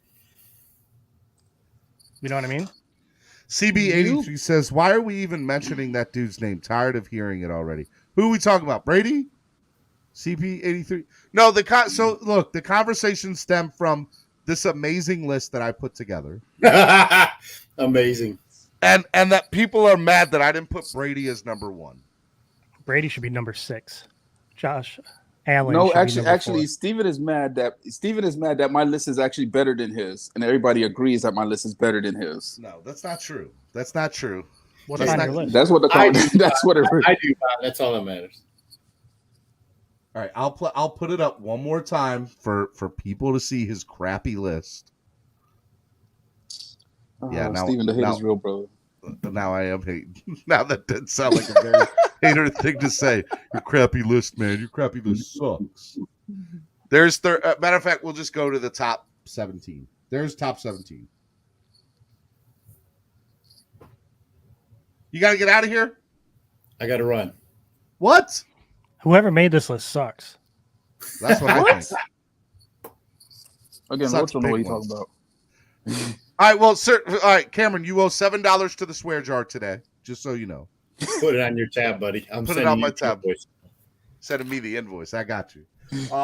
Hey, Cam, man, always a pleasure, man. It's final thought for you. It's final thought of the day, and you have to say something about spread kindness. What are you going to do to spread kindness this week? What am I going to do? I'm going to take in my plants so my wife doesn't get pissed. And when we get this tropical storm flooding everything out, that's my spread. That's real love right there. Cameron, real quick, do tail greeter, do they work internationally? Yes. So you can't go international with tail greeter. Yes. So our friends in New Zealand could download the app and do their thing too. They could. 100%. But I mean, tail greeter, is as far as hosting. Is that what you're asking? So if they want to host events in Australia or New Zealand, because that's what tail greeter, it's a hosting site. So if you wanted to come to my tailgate, you get on tail greeter, and you see the information and you say, hey, I want to join, and then you join. Do you charge money for membership? Is that how it works? Or it's by tailgate. So let's say Roach, you want to come to the Vikings game. It's fan club weekend. I'm charging $50 for the tailgate. You send me $50 and you get a QR code, and you scan the QR code when you come to the tailgate. So what's popping for game 1? Since it's a home game. Oh, it's the New England game. So that's traditionally our biggest tailgate in terms of what I serve. It's I fly down fresh Maine lobsters, Ipswich clams, diver scallops. And then we always have one of the better DJs in all of Miami there. Do you have hot dogs? I love hot dogs. No, this is not. You can go get a hot dog at another tailgate. No, we do have hot dogs I'm from New York. I love hot dogs, man. Roach, we do. Yes. Don't let Steven answer for me. For anything, for that matter, right? He is for just the eater, not the cooker. Yeah, I need some good old fat American food, man. Pause. We got plenty of that, brother. So there you go. So game one, and all you got to do is download the app via what? Download the Play app. Store. Yeah, go to tailgreeter.com. Go to Tailgreeter. It's not plural. It's Tailgreeter on Apple or Android. It's free to download. You put in your information and then search East 32 Dolphins tailgate. Or Baltimore beatdown. I already put the Baltimore. Or any other event that you want to go to. And it's just not NFL games. They do NASCAR, baseball, volleyball, girls softball, whatever. Wherever there's an event, Tailgreeter is there. Yep. They got a really cool stuff. You was on a NASCAR. Last year we were on the NASCAR. Got a phone call. Hey, that cricket phone only handles one line at a time. Bro, I couldn't even do cricket. Tailgreeter has been on 2 NASCARs. Cricket's owned by AT&T. This year, right? They was on 2 NASCARs. He was on a car this past weekend in Charlotte. Yep, Garrett Smithley. It was Garrett Smithley. I was gonna say, hopefully it's not Bubba Wallace because we already know how that goes. Hey! There'll be no Bubba Wallace slander on my channel either. Oh, you guys don't like how Bubba I feel. Wallace? No worries. No, I love Bubba Wallace. We like Bubba. We hate his pit crew. His pit crew sucks. I don't like Bubba. We're not going to go there because I'll lose viewers as it'll go Bubba down. Wallace Wait, if you talk about NASCAR, you lose viewers. Bubba Wallace cannot drive his way around a carousel in front of the Kmart. Hey, Cameron, you know what? That's how I feel about you, sir. Felicia. Bye, Felicia. Thank you. Always a blessing to see you. Roach, good to see you. Have a great weekend. Stephen D. Take care, Cam. Spread the kindness, man. All right, man. Hey, tell people to donate. Donate. Especially you, Pete. Oh, man, he called out Pete. Damn. Why Pete got to donate for? He's got to donate double for all that nonsense he'd be talking. So, Steven, did you get it on that auction I sent you a link to? All right, I'm out. Peace. All right, bro. Be easy. All right, take care, Cam. Hey, $30 donation from Shake Money. Hey. $30 donation on PayPal from Shake Money says my act of kindness. Is giving you this donation as a participation trophy. Von Joe's list was better. I would be so mad if it wasn't for a $30 donation. I need to know what's the currency. Shake. I need to know the currency in Zamunda. All right. Zamunda. That's right. I need to know what's the currency out there. I like it. I love Shake. Shout out to Shake Money, my guy. Yeah, Shake Money's an awesome dude, man. Every panel I've been on with him, every comments and chat area, listen, respectable. He's respectable, and he's all right. We don't always agree, but sometimes we do. Nah, Shake does his thing, man. Shout out to Shake Money for the $30 donation. He has the highest donation of the day. Who's beating Shake Money's $30 donation today? And right now, because I want to say my man Tito from New Zealand's the only one that's donated today, if I'm correct. Maybe one other person has, but I think he's donated like $25 in donations today. Tito from New Zealand. I got New Zealand supporting me over here today. Let's go. That's what's up. That's awesome. Oh man, Bubba would suck as an Uber driver. Man, the hair is real for my man Bubba, bro. It's real for my boy. Do you think it all stems from that controversy a couple years back? Yeah, it does. But it's here's I don't even know what the outcome was of that. What was the outcome? Look, that was an awesome comment. It's like I don't even want to get into it. I will talk about it at another time. But do another show on NASCAR. But I will. Bubba's biggest win came from a rain delay. Okay, God Soldier. All right, you're my boy. But come on. He won the race. Did he not? Yeah, it was a rain delay. So doesn't matter. Doesn't matter. I guess. Does not matter. Steven, he would have won more than that if he had a better freaking pit crew. I got to send you a set of these. What are they? They're just headphones. They go in your ear and loop around. Hey, man, yeah, go ahead and send them to me. $12 on Amazon. Hey, EM They're Dolphin amazing. fan. Steven, CBD is a big Steven, hater. real quick. What about a big hater of? Get up here, EM. Well, you hated on Russell Wilson. You hated on my list. That's me. I'm a big You're hating hater. on Brady. You're hating on Brady. And all this is on spread kindness. He says so our economy but Zamunda is booming ever since we got the McDowell's franchise. Hey. Did you happen to catch the professional football contest last night? It was most exhilarating.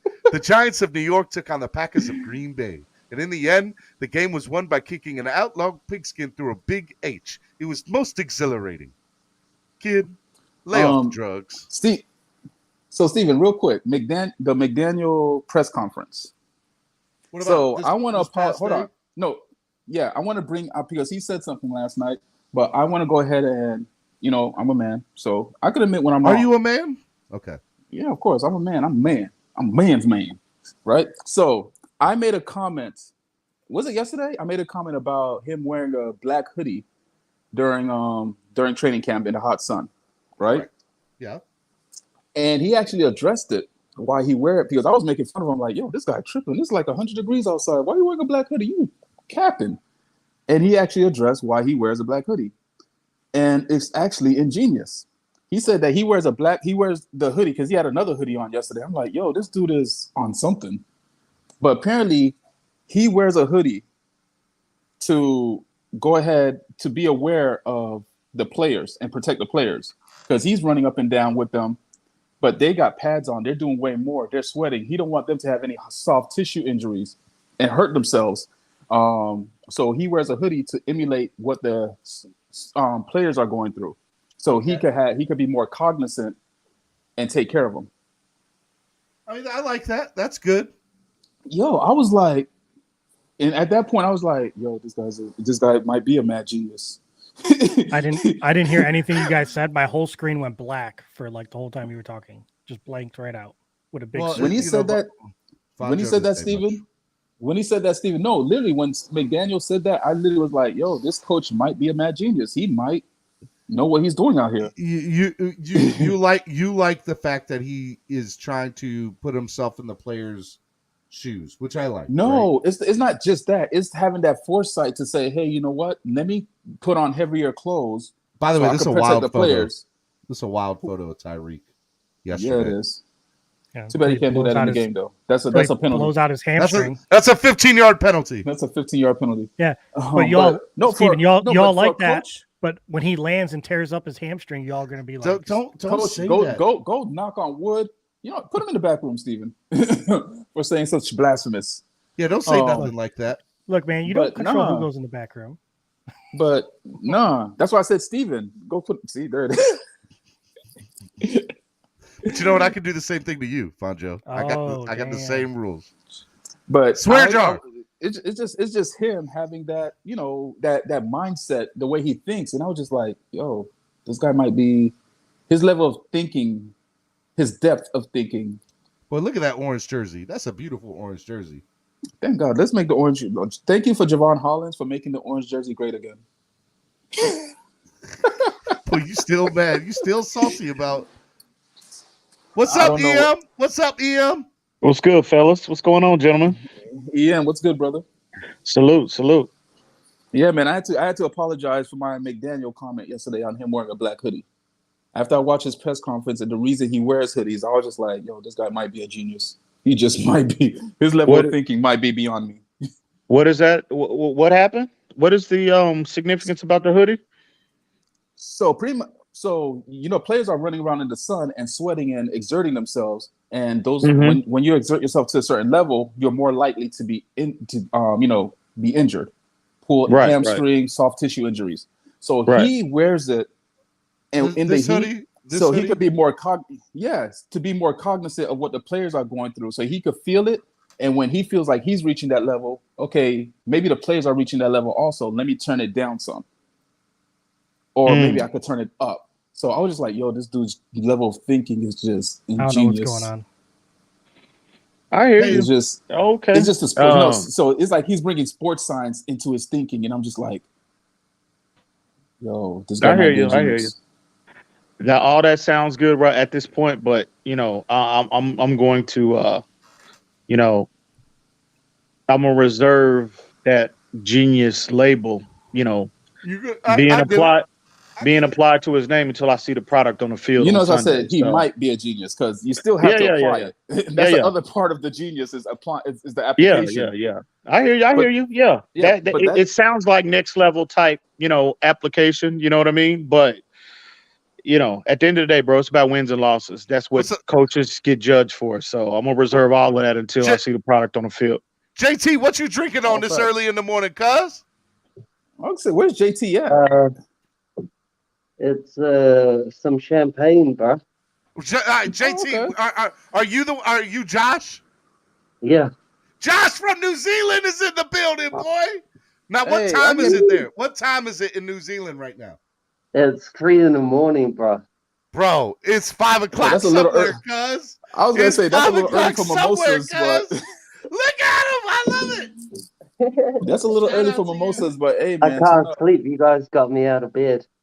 Hey, man, I ain't mad at you, man. All right, so I gotta ask some questions. All right, first of all, how did you hear about us? Like, did you just go online and just hear about us on YouTube? No, I've been creeping on your channel for a little bit. Okay, I ain't mad at. See, he even got the slang down too, Vonjo. This is my dude. I like it. Okay, and New Zealand. I'm here for it.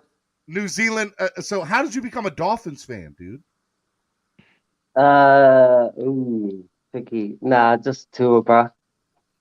So you were a Tua fan and came over. I watched them through Bama. I'm not mad at it. Welcome to the family. We're here. We love to have you. Here we go. No, I'm just saying. I'm here for it. Here we go. Mad. Look, he lives in New Zealand. What are we gonna do? Like he didn't bro. know about us. I ain't doing no. Hey, listen, I ain't doing no tripping. Hey, whatever. I ain't doing no tripping. Because we like rugby over here, bro. So, who got me into NFL? I started watching Lamar Jackson. Okay, Miami product, born and raised in Miami. We like our little running backs over here, because of rugby. So, okay. I was like, fuck, he's the man. He could be a rugby player if he was playing it, Okay. See, I still haven't learned the game of rugby yet. I watch it. I don't understand it for nothing, but I think it's great. Rugby is dope.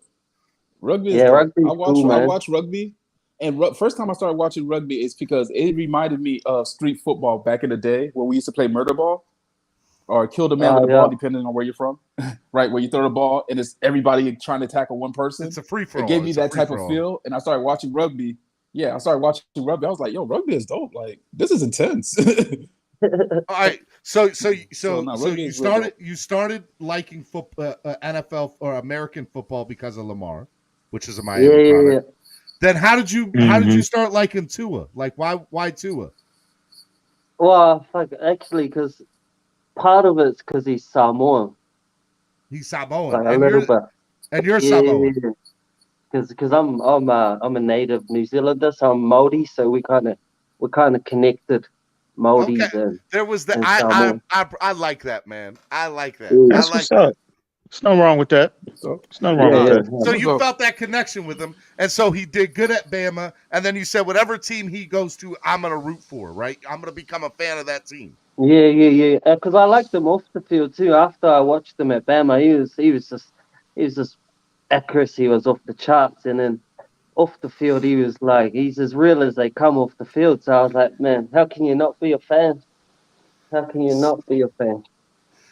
Lamar says, or Scar 305 says, Lamar's not from Miami, he's from Broward. Okay, he's from South Florida. Leave me alone. You knew where I was going at. I'm just saying. Broward and Miami is two different things, Steven. Okay, all right, Vonja. See, y'all. I'm just saying, Broward County. I'm from Broward, so Broward, we don't claim day.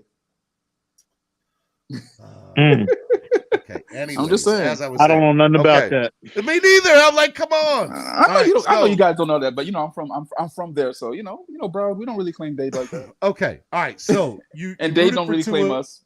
Let me ask you: Are there other Miami Dolphin fans like in New Zealand that you've met? Or are you the only Dolphins fan? Are you the only? No, I'm the only one, bro. My friends. I got a few friends here who've been into the NFL for years, and yeah, they Miami fans. Who do they One like? of them's a Panther fan. My other friend's a Cowboys fan. Oh man, boy, they everywhere, bro. We got to start taking. You need to tell them to come over here. We'll give them an application to jump fan bases. One of my all bandwagons, bandwagon people are welcome. One of my friends, he's an actor. He was on Fast and the Furious, the latest movie. Who? He played the young Vin Diesel. Oh, is that your? Who is that? Yeah, that's one of my good mates. He's the Panthers fan. So time out. The dude that played the young Vin Diesel in the new All right.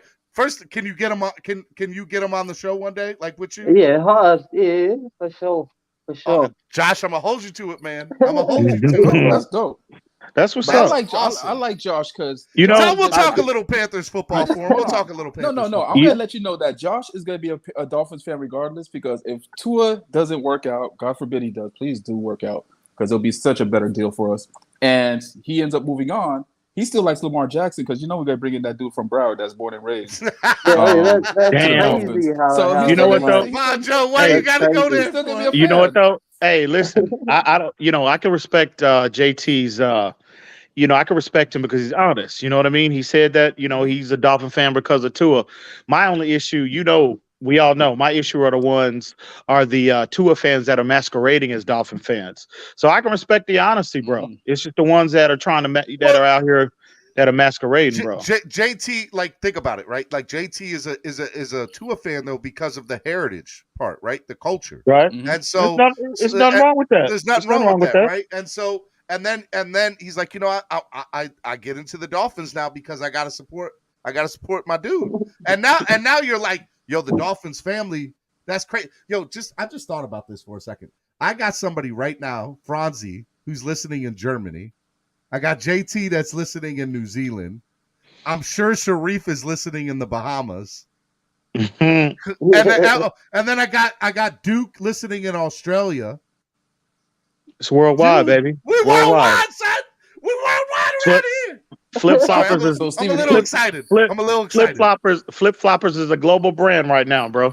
Global brand. Mr. International. Tell him, Rashad, I'm kind of a big deal. Mr. International. Kind of. You are the deal, my man. Flip floppers. See, don't do that. Y'all making me blush this morning.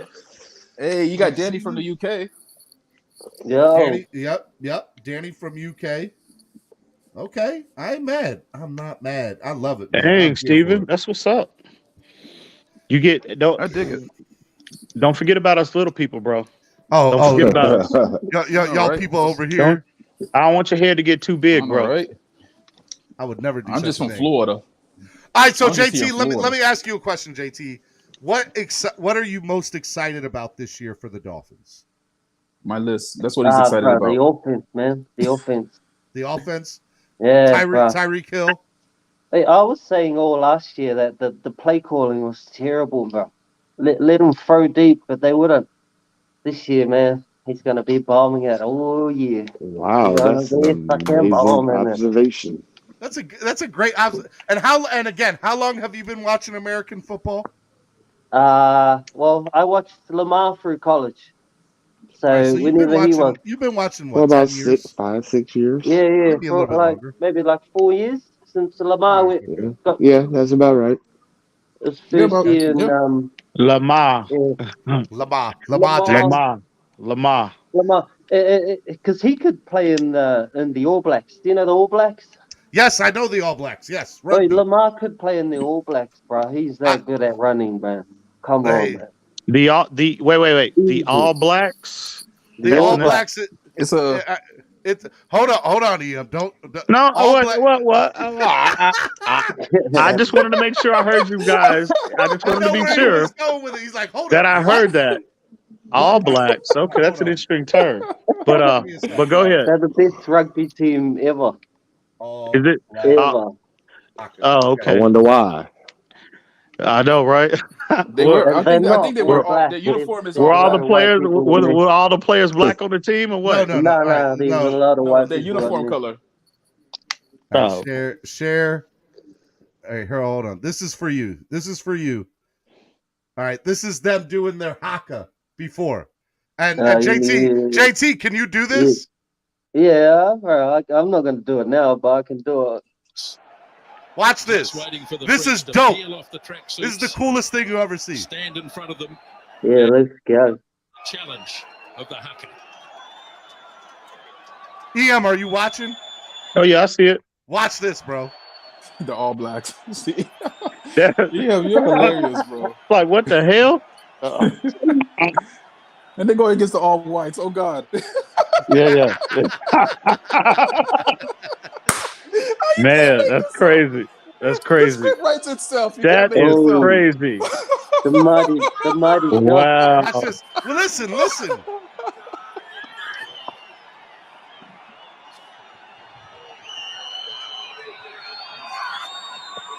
Boy, look at the camera bulbs going on.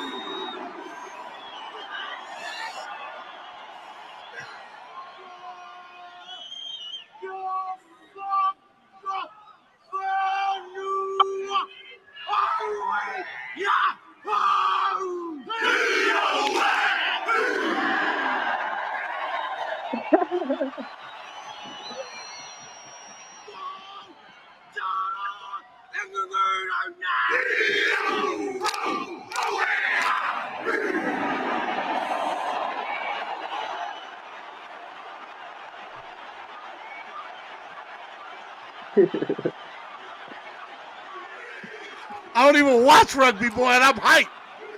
I'm hyped watching this.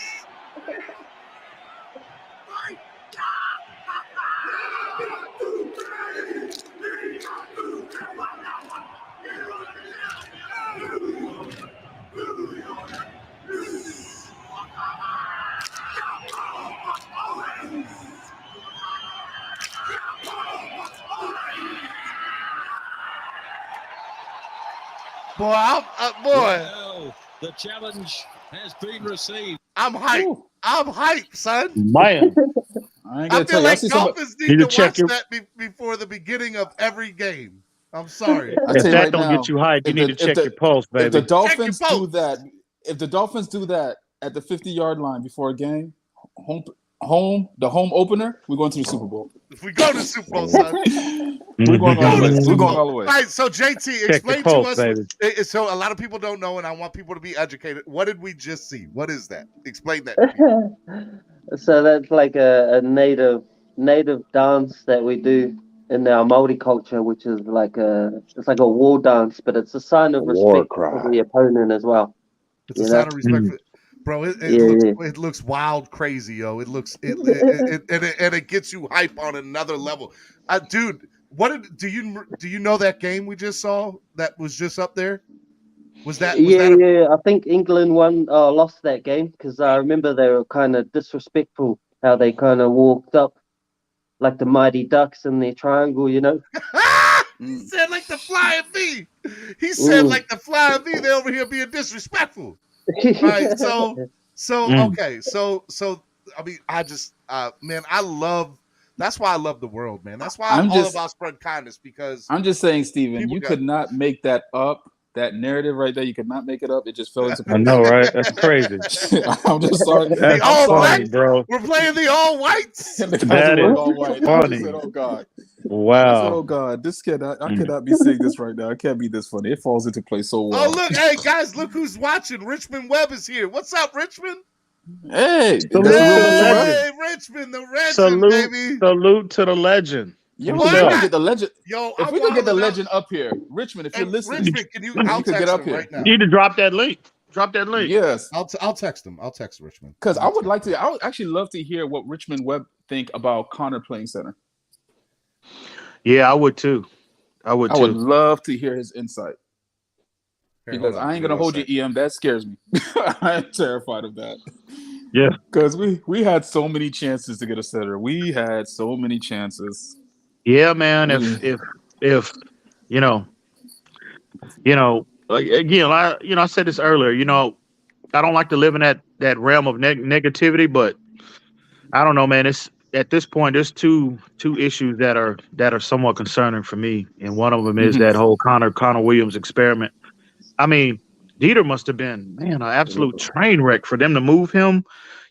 Obviously Connor Williams had a lot of success at left guard, man, and for them to move him to a completely different position, Dieter must be an absolute train wreck. He has to be.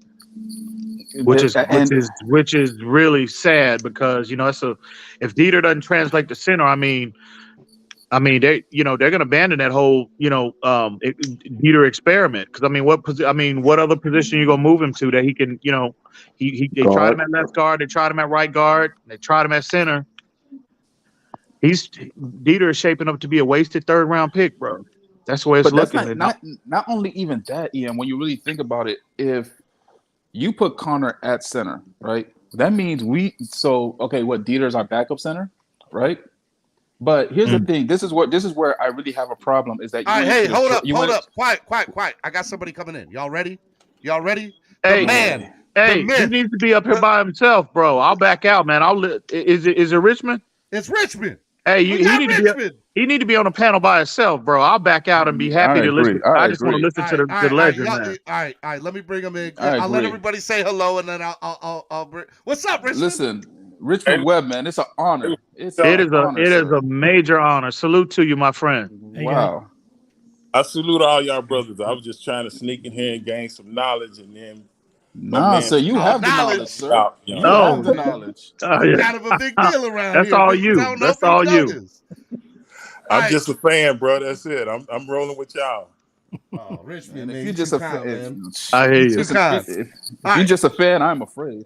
You know what I want to do? I've talked to Richmond a million times. All right. As a matter of fact, I'm bringing my man David in the back room because I don't want him to miss out on this. David, I'll let you come on in a second. I brought you into the panel. I want everybody on the panel to ask one question to Richmond, and that's what I'll let you all do.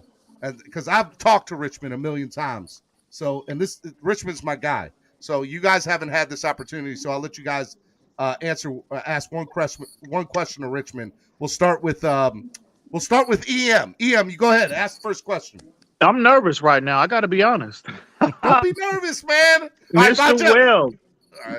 Overall, I'm sorry. Go ahead. No, go ahead. Go ahead, Vonjo. Go ahead, Mr. Webb. I first off, very honored, sir. I'm kind of nervous too, but the first question I had was, how do you feel about the move of Connor playing center?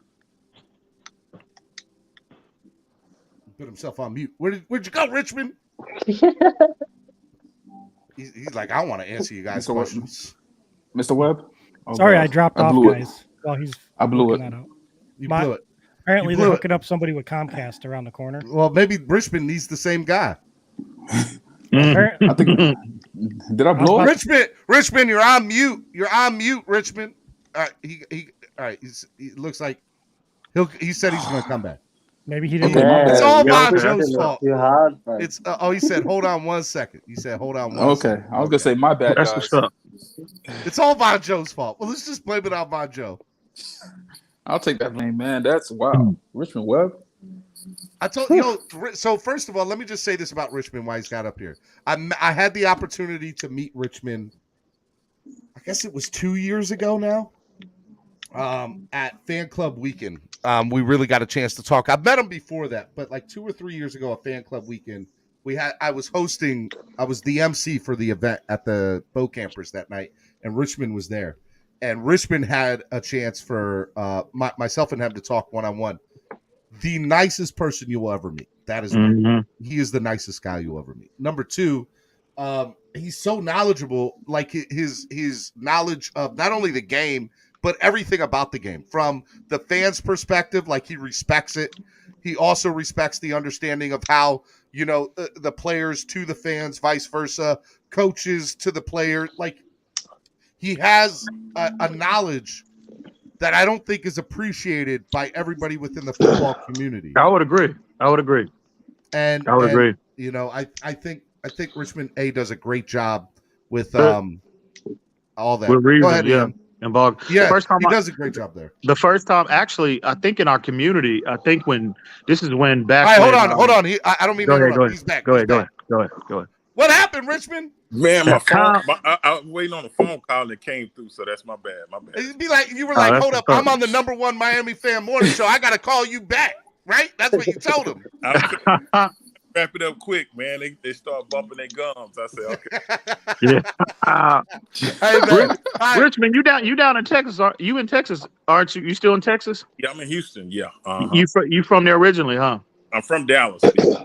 Okay, that's what's up. I'm down here in I'm down here in Dallas, Fort Worth, pretty much. Where you at? What part? Saginaw, Fort Worth. That's where I'm at. So okay. Yeah, you're taking up all the time, everybody gets a turn. All right, real quick. Let me go real quick, Vonjo, because I'm gonna have to get back to work here in a minute.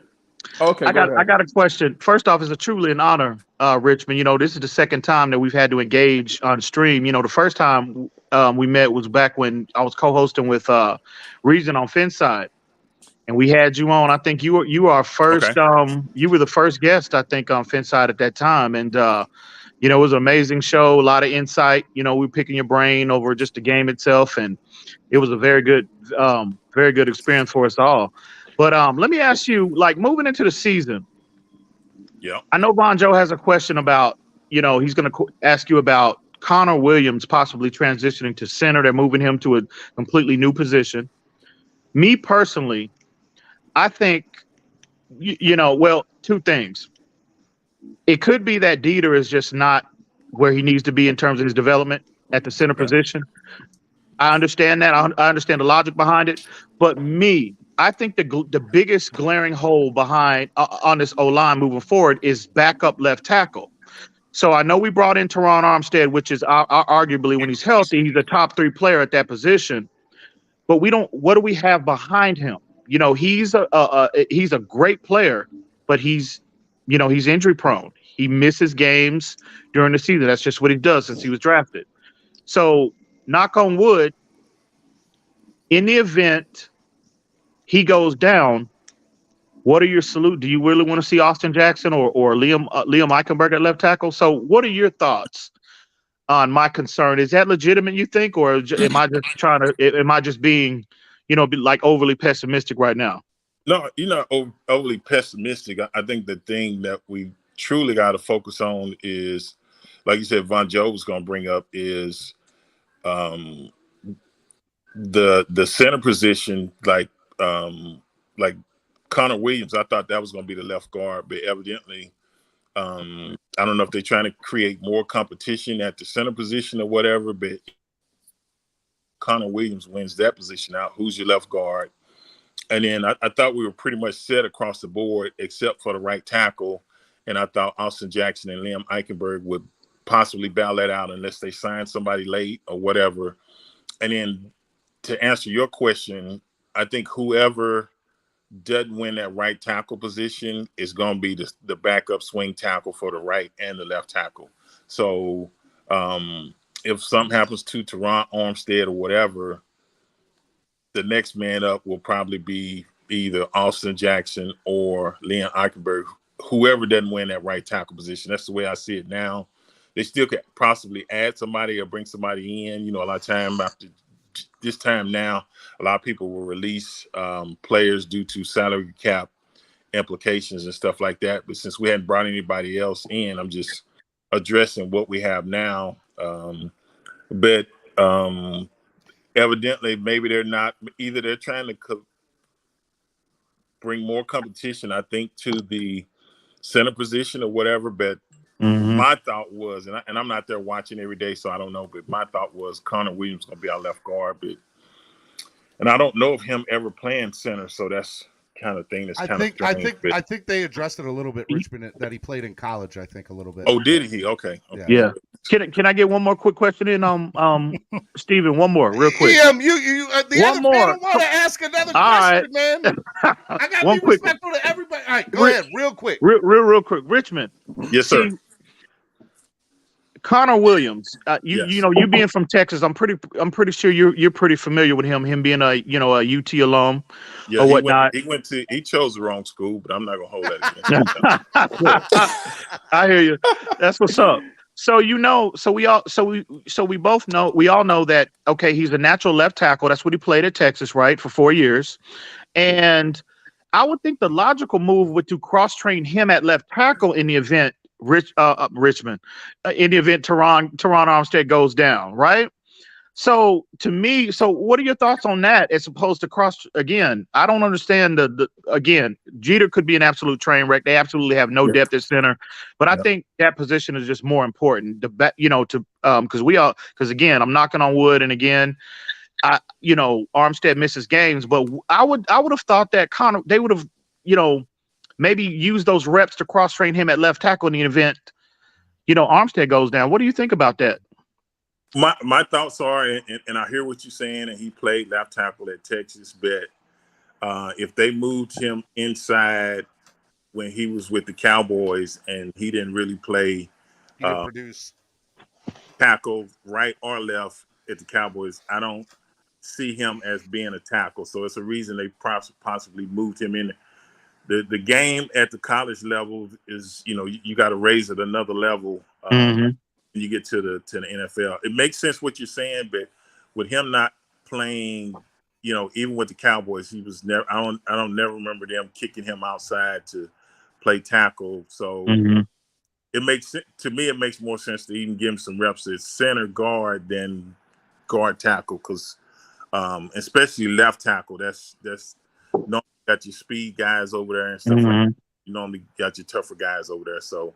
I hear you. That's a good point. I didn't think about that, but I think with him not playing, put your hand down, my Joe. I'll call you on you next. The NFL, I would think that he's probably more suited for being an interior lineman. All right, Vonjo. Go ahead, Vonjo. Since Ian took all the questions that I had when it comes to Connor, jeez, that guy.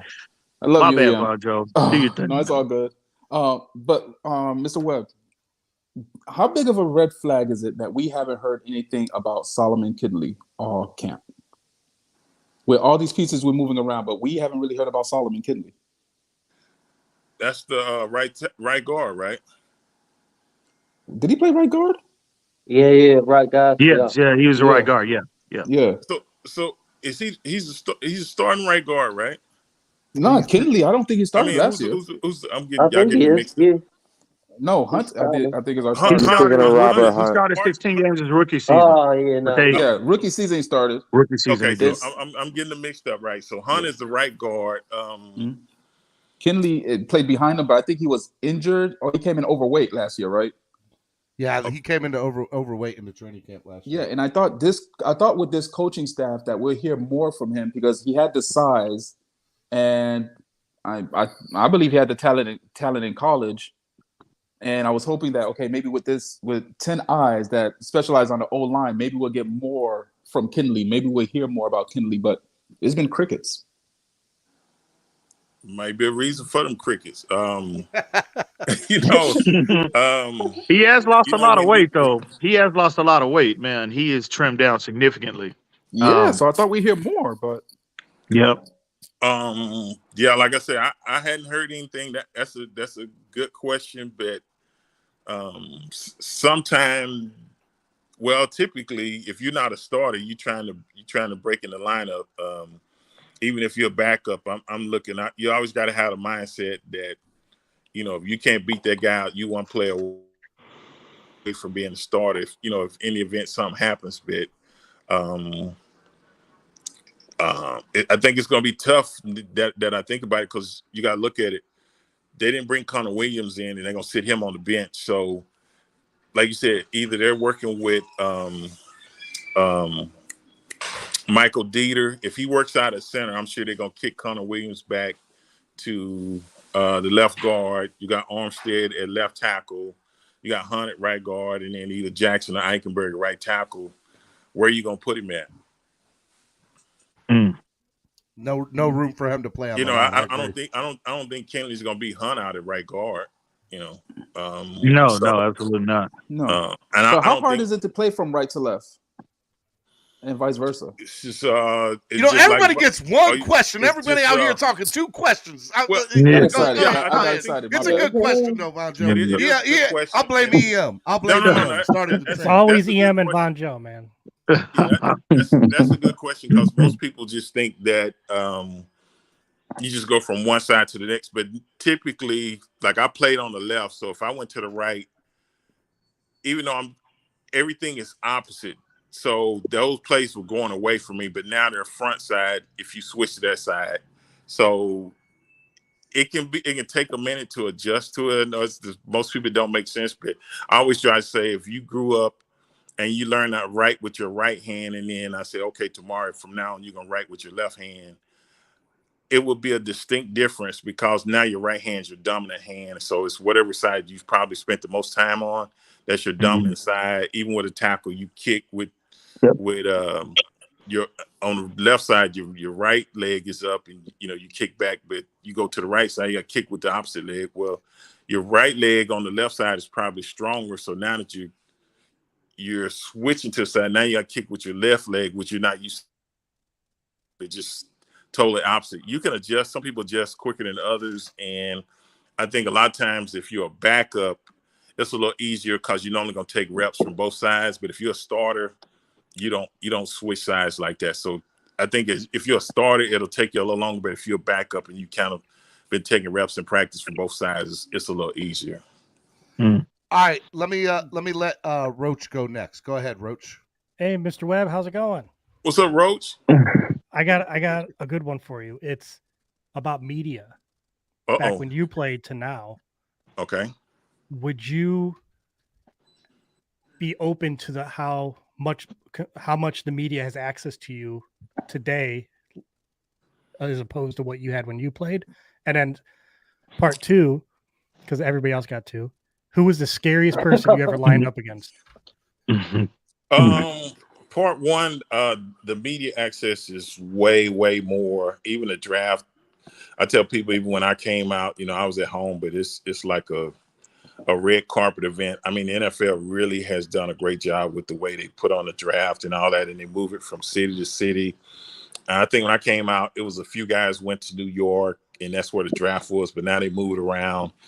I think it's great for the fan experience, this and that. But now you have not only media, but you got like social media. So you got YouTube, you got Twitter, you got guys like Stephen D, Reason, EM guys, just TD guys has been on. They got social media platforms that people tune in and listen and this and that and get information, stuff like. It's good as far as a fan, but a lot of times it could be overwhelming. I'm glad I didn't have to go through it when I played. Do you think it's a distraction? Do you think it's a distraction? If you let it be a distraction, I think you got to focus on what your job is. And I think a lot of people get caught up on how many followers they got on Twitter or Instagram or whatever. You got to always remember what's important and what you were brought here to do, and that's play football and to be the best player you can be. So if you can't handle being on social media and stuff like that, get off. And I tell guys that all the time because people can be rough. People can be rough on social media. Everybody's got an opinion, this and that, and you can read all that, and that have you feeling some type of way. So if it's best you get off of it, just get off of it. I'll say the toughest player. I wouldn't say the scariest player. I don't think I've never been scared to play against somebody, but I respect a lot of guys. But the toughest guy I had to play against was Bruce Smith. I had a feeling you were going to say that. I grew up in a Buffalo Bills house growing up. So, oh man, up in New how'd York. you make it out? How'd you make it out? It was rough. It was rough. Yeah. My dad, when Roach is really messed up. Trust me. Yeah, I got a home video. I got a home video of when the Giants won the Super Bowl against the Bills. Oh no! And I had a Dan Marino jersey on, jumping in front of TV. My dad spears me and uppercutted me in the stomach. All on home video. Wow, bro, that's not child abuse. That's not child abuse at all. He might have been wearing a Bruce Smith jersey. I think he might have been. Trauma. All right. I just needed Richmond there to block him. That's all. Oh man! Now you can tell your dad today. Hey, I talked to Richmond Webb. He said Bruce Smith was the guy that gave him the most trouble. I got a good question. JT, go ahead. Go ahead, JT. Yeah. By the way, real quick, Richmond. JT is from New Zealand. Yeah, I seen the black and white. They was doing that little ritual before the game. I was like, they was getting hyped. Yeah. I'm like, okay. What's up, JT? What's up, brother? Okay. My question is, you can be honest or you can lie if you want, but well, I know I can do that, but what's your question? But on YouTube, Out of all the Miami YouTubers, who talks the most crap? You reckon? Oh, here we go. That's a good question. Here we That's an go. easy answer. Wow. JT, that was a rough question on Richmond. Wow, you put the man on the spot. Really? Okay. I said he could lie if he wants. I said he could lie if he wants. I'm gonna say it like this, JT. I've been on a lot of Wait. I don't want to. No, I got to explain what I'm saying. Either. I ain't running from you, I bro. don't I'm want right to here with you, diplomatic JT. I ain't running from you, bro. Damn. Let me say this, and I'll answer your question this way. I've been on a lot of platforms, and long as, like me, I take more of a positive approach. If you've seen me react on Twitter, social media, whatever, and it's not that people are wrong, but it's just how you do it. And some people are more direct and stuff like that. And if I agree with you, if I agree with you, I'll say I agree with you. But if I don't agree with you, disagree. But I love to engage with people, and even if they're a little more direct, that doesn't mean, you know what I'm saying? Where some people they got bent out. So it's all different type of personalities. On long as you know what you're talking about and your facts are pretty much are correct, right. I can respect that. But that's not everybody. That's not everybody's cup of tea. So that's why some guys listen to other, and you got to do that. So that's just so how. You reckon TD, huh? You reckon TD? Is that what you wanted? That's what he wants to say. He wants Hey, man, really? JT over here with that smoke from New Zealand. I mean, that's the only correct answer. So. Wow. First of all, TD's my brother. I love TD, but that TD, I hope you're listening. If you're in the chat, you need to hop up here, my friend. Wow. Awesome. All right, JT, I want to give you the opportunity, everybody, because EM started this. I want to be respectful of Richmond's time, but do you have a second question?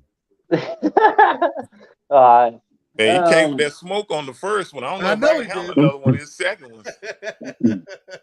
All right, this one's going to be major disrespectful. Come on, JT. Don't do it to him.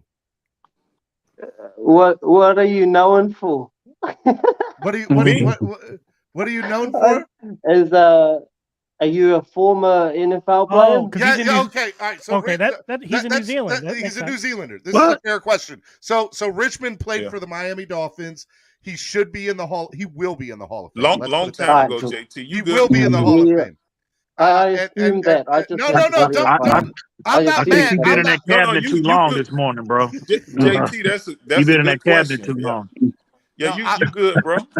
I heard you when you say you just jumped in like around Lamar Jackson area, so you good, brother. Did they even play? Richmond played with the real GOAT. He played with Dan Marino. He played with Dan Marino. The real GOAT. Steven, earlier you said Tom Brady was. I said it. I said Tom Brady was the GOAT earlier. What position did you play? He played O-line. He played O-line. He said Tom Brady was the GOAT earlier. I heard Steven say. I didn't know. Look, man. You did. Richmond, have you seen my list yet? This is my list. Are you ready? Let me get a one-way ticket to Baltimore, man. Hold up. Hold on. This is what you should do. I'm surprised ain't nobody checked him on that, man. Come on. We did. All right. This is my list. You should have Richmond Webb compared to our list. Look. This is my list. Do you have a problem with my list? Can you see it? I know it's small. I'm on my. Let me see here. Read it to him, Steven. Jared Goff, man. Do you have a problem with my list, Richmond? Jared Goff, man.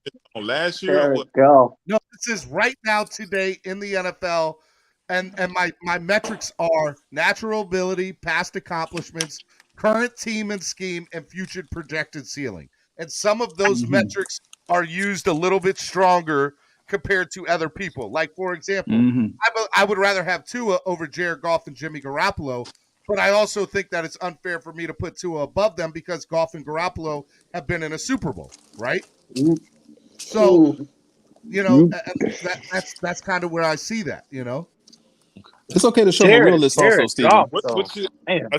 I see you got Matthew Stafford at 3.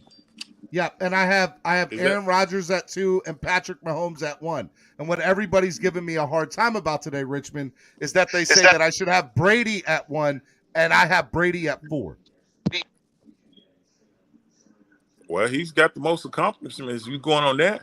But past accomplishments aren't the only thing. I'm taking into account projected future ceiling, current team and scheme, and natural ability. You know? And that would make Tom Brady number 1. It would not. It would not. Natural ability? Steven, you know it's okay to I'm asking Richmond Webb. I wasn't going to ask Okay, a question, sorry. but since y'all wanted to bring it up, I'm asking. Y'all wanted to call me out in front of the Hall of Famer Richmond Webb. Then I'm going to do the same to y'all. All right, go ahead, Richmond. Only thing I saw was I know Matthew Stafford blew it up last year, but and he did play on some bad teams in Detroit. I just wonder how you had him at 3, but that's it. Nicky, I think Rodgers, Mahomes, I mean Brady, those right there, and that's the cream of the crop right there. And so I have him in the top 4. I don't think there's nothing wrong with that.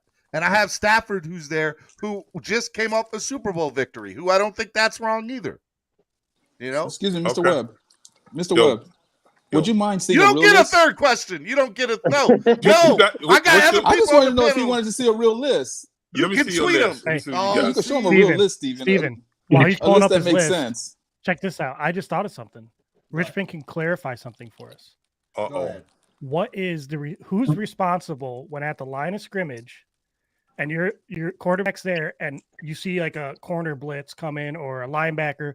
Is it the quarterback's job to call that out? And what are the positions, like whose responsibility is a linebacker, corner, or what? It depends on the protection, and typically what happens is when I played, Dan would call the play, and then from there we would know what we would have. And then a lot of times, like in nickel situations, third down situations, we would designate Mike, or the center would designate who we would consider the Mike linebacker. Well, if Dan changed that guy to maybe somebody that was out over the slot, we knew we had that guy, plus maybe the 4-down lineman or something. So it depended on the protection, this and that. And always, if a guy dropped out and you were uncovered, you looked to see if somebody else was coming and pick that guy up. So it just depended on if it was a slide protection, right or left, this and that. But Dan calls the protection, and then the center kind of gives us who the Mike is, and then we kind of determine from there.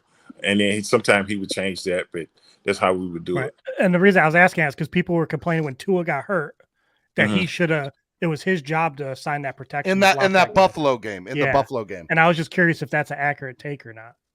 It seemed like it was a mental error. I kind of remember that because the linebacker came free right up the middle. So I was like, that was. I'd have to go back and look at the play. Sometimes you can kind of figure out what probably should have been done when you look at it, or what makes sense to you. But either the back messed up or the guard, because I remember the guy came right. It was Dieter. Right interior, yeah. Okay. That's not the the big issue in our community, right there. The very last thing about Joe I will show him is your list, but I want to let David and Rashad get their questions in. I want to be respectful of Richmond's time. David, go ahead and give your two questions to Richmond. Nice to meet you, Mr. Webb. Hey, nice what is your thoughts on the Dolphins fan base? Are we too critical on Tua, or not critical enough, or the Dolphins in general? No, most of my experience with the Dolphin fan base has been good. It's one guy that tweets. I normally tweet a little bit during the games on Sunday, or during the season. And it's one guy. He's real pessimistic. He's gonna always look at it that way, but I think it's because he's been a fan for so long, and then we've had like 20 years of like just disappointment. So I kind of get that, but I always try to look at the brighter side of things. But we got some fans that's pretty rough that I've seen, and if I see it, I just scroll. I don't like engage or try to get into no deal. But for the most part, overall, I think we got a really good fan base, to answer your question. And my second question is, how do we compare? How our fan base compared to the other teams in the NFL, if you know? I think we got a good fan base. Now I tell people this all the time, and like I said, I shoot straight. When I left Miami, I went to Cincinnati, And I can appreciate the fan base up there because they were diehard fans. They hadn't went to the playoffs in a while, this and that, and thick and thin, they stick to the games. And then, you know, we always had great fans at Miami, but I tell people we would be playing sometime, and if we'd be winning the game a lot of time by middle of the third quarter, a lot of people would leave because, you know, maybe they going to the beach or whatever. There's a lot of distractions in Miami. I get it, this and that. I'm down here. Yeah, I know. Yeah. Oh yeah. I know. I know. You know, if you're down there. Yeah. Oh yeah, it's pouring rain right now. It's tropical storm down here. Yeah, it's a beautiful place. I tell people Miami is a special place, bro. I'm like, everybody can't handle that. You know what I'm saying? Yeah, it's crazy. Like, you can't. You gotta stay focused, man. But you can get caught up down there. But it's a beautiful place, beautiful place to live. I don't even go to the beach no more. I stay away from everything. What you do down there? What you do over at the beach? I own a business. I do property management, maintenance services, and cleaning services all over. All over the Southeast, really, 7 states.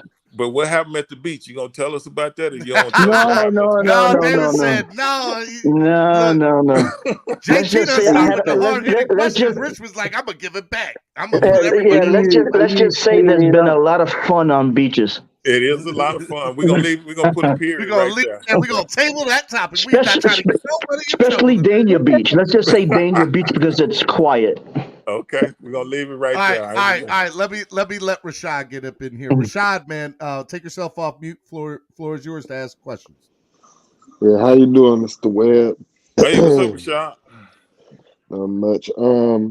Nothing too serious with my first question. Maybe the second one might get you, but how was it?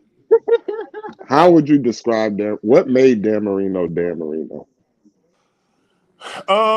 Man, Dan Marino he's a competitor. You know, it's kind of like I would put Dan not athletically, but the mental capacity. He's probably in that level like Jordan, Kobe Bryant. Just hates to lose. He's gonna do anything possible. Now, athletically, you know, he had the knee and the ankle. He had some injuries and stuff. Now he wasn't but his deal was the arm, and he just processed information so fast to where he could go through his progression so quick that whether you blitzed him or whatever, he just got rid of the ball real quick. And that arm was just money. And he would just shred defenses apart. And every now and then, like I said, if a tip ball interception or whatever, he took that personally. You know, it was like, so then once you pissed him off, you know, you had hell on your hands most of the time. And he would go into a zone and just like, man, all we got to do is block these guys and he gonna rip them apart. And you play with, I play with a lot of guys that's competitive, but that level, and I've never played with Jordan or Kobe, but just what I see, they just, even if you beat them, you damn near had to do everything right to beat them. And if there's any time left on the clock, majority of the time, you just can't relax. And he just had that type of mentality, and it just rubbed off on everybody. So you were on the field when the famous Jets fake spike happened. I was there. Yeah. That's amazing. I know Rashad's got a second question, but can you run us through that play real quick? Like, what did he say in the huddle? Did he say he was going to throw it, or? Hey, man, let me tell y'all something. So if y'all go back and look at that play, right? Everybody always focuses on Dan, and they kind of focus on the receiver, which was Mark Ingram, whatever, this and that, blah, blah, blah. But if you go back and look at the play, look at the offensive line, and we thought it was an actual clock play. We come out of stance, relax, and then we relax, and then you'll see the defensive line kind of relax, and then they figure he's got the ball, and then they kind of react like they start back rushing, and then we kind of react, which makes us look awkward as hell, and he throws a touchdown, and then we're looking around and like we thought it was a clock play. Well, we get to the sideline, or after the game, we're asking, we say, well, damn, man, why y'all didn't tell us, you know, what was going on this next time? Oh, we couldn't tell y'all because y'all would have screwed it up. So I was like, damn. So that's great. If you go back and if you got time, just pull it up and look. Just Don't look at nobody. Just look at me. I'm gonna tell you that. Don't look at nobody. Just look at me and say, You know what? I don't. I don't care that I'll get flagged for it. I'll put it on. I'll put it on real quick. No, don't put it on. Why you gonna put me on blast like that? You're the one that said go look it up. I said go look at it at your own time. You got Von Joe, you got Ian, you got Jay. All right, I won't do that. I won't do that. See, I know it ain't nothing but love. I ain't gonna get sensitive. Go put it up there so they can see it. All right, I'll put it up there. All right, hold on. Let me. I gotta find. I got. Oh, because I definitely will. That was JT. This is before HD, so this is before high definition. All right, just so y'all know, I'm gonna get flagged for this, which means I'm not gonna be able to make any money on the video today. Donate to the channel, help the channel grow, and if you have a question, I'll let you. Somebody in the chat, if y'all donate and ask a question in your donation, I'll let Richmond answer your question real quick. All right, let me pull this up on the screen real quick. All right, here we go. Here we go. How do I donate when I'm already old?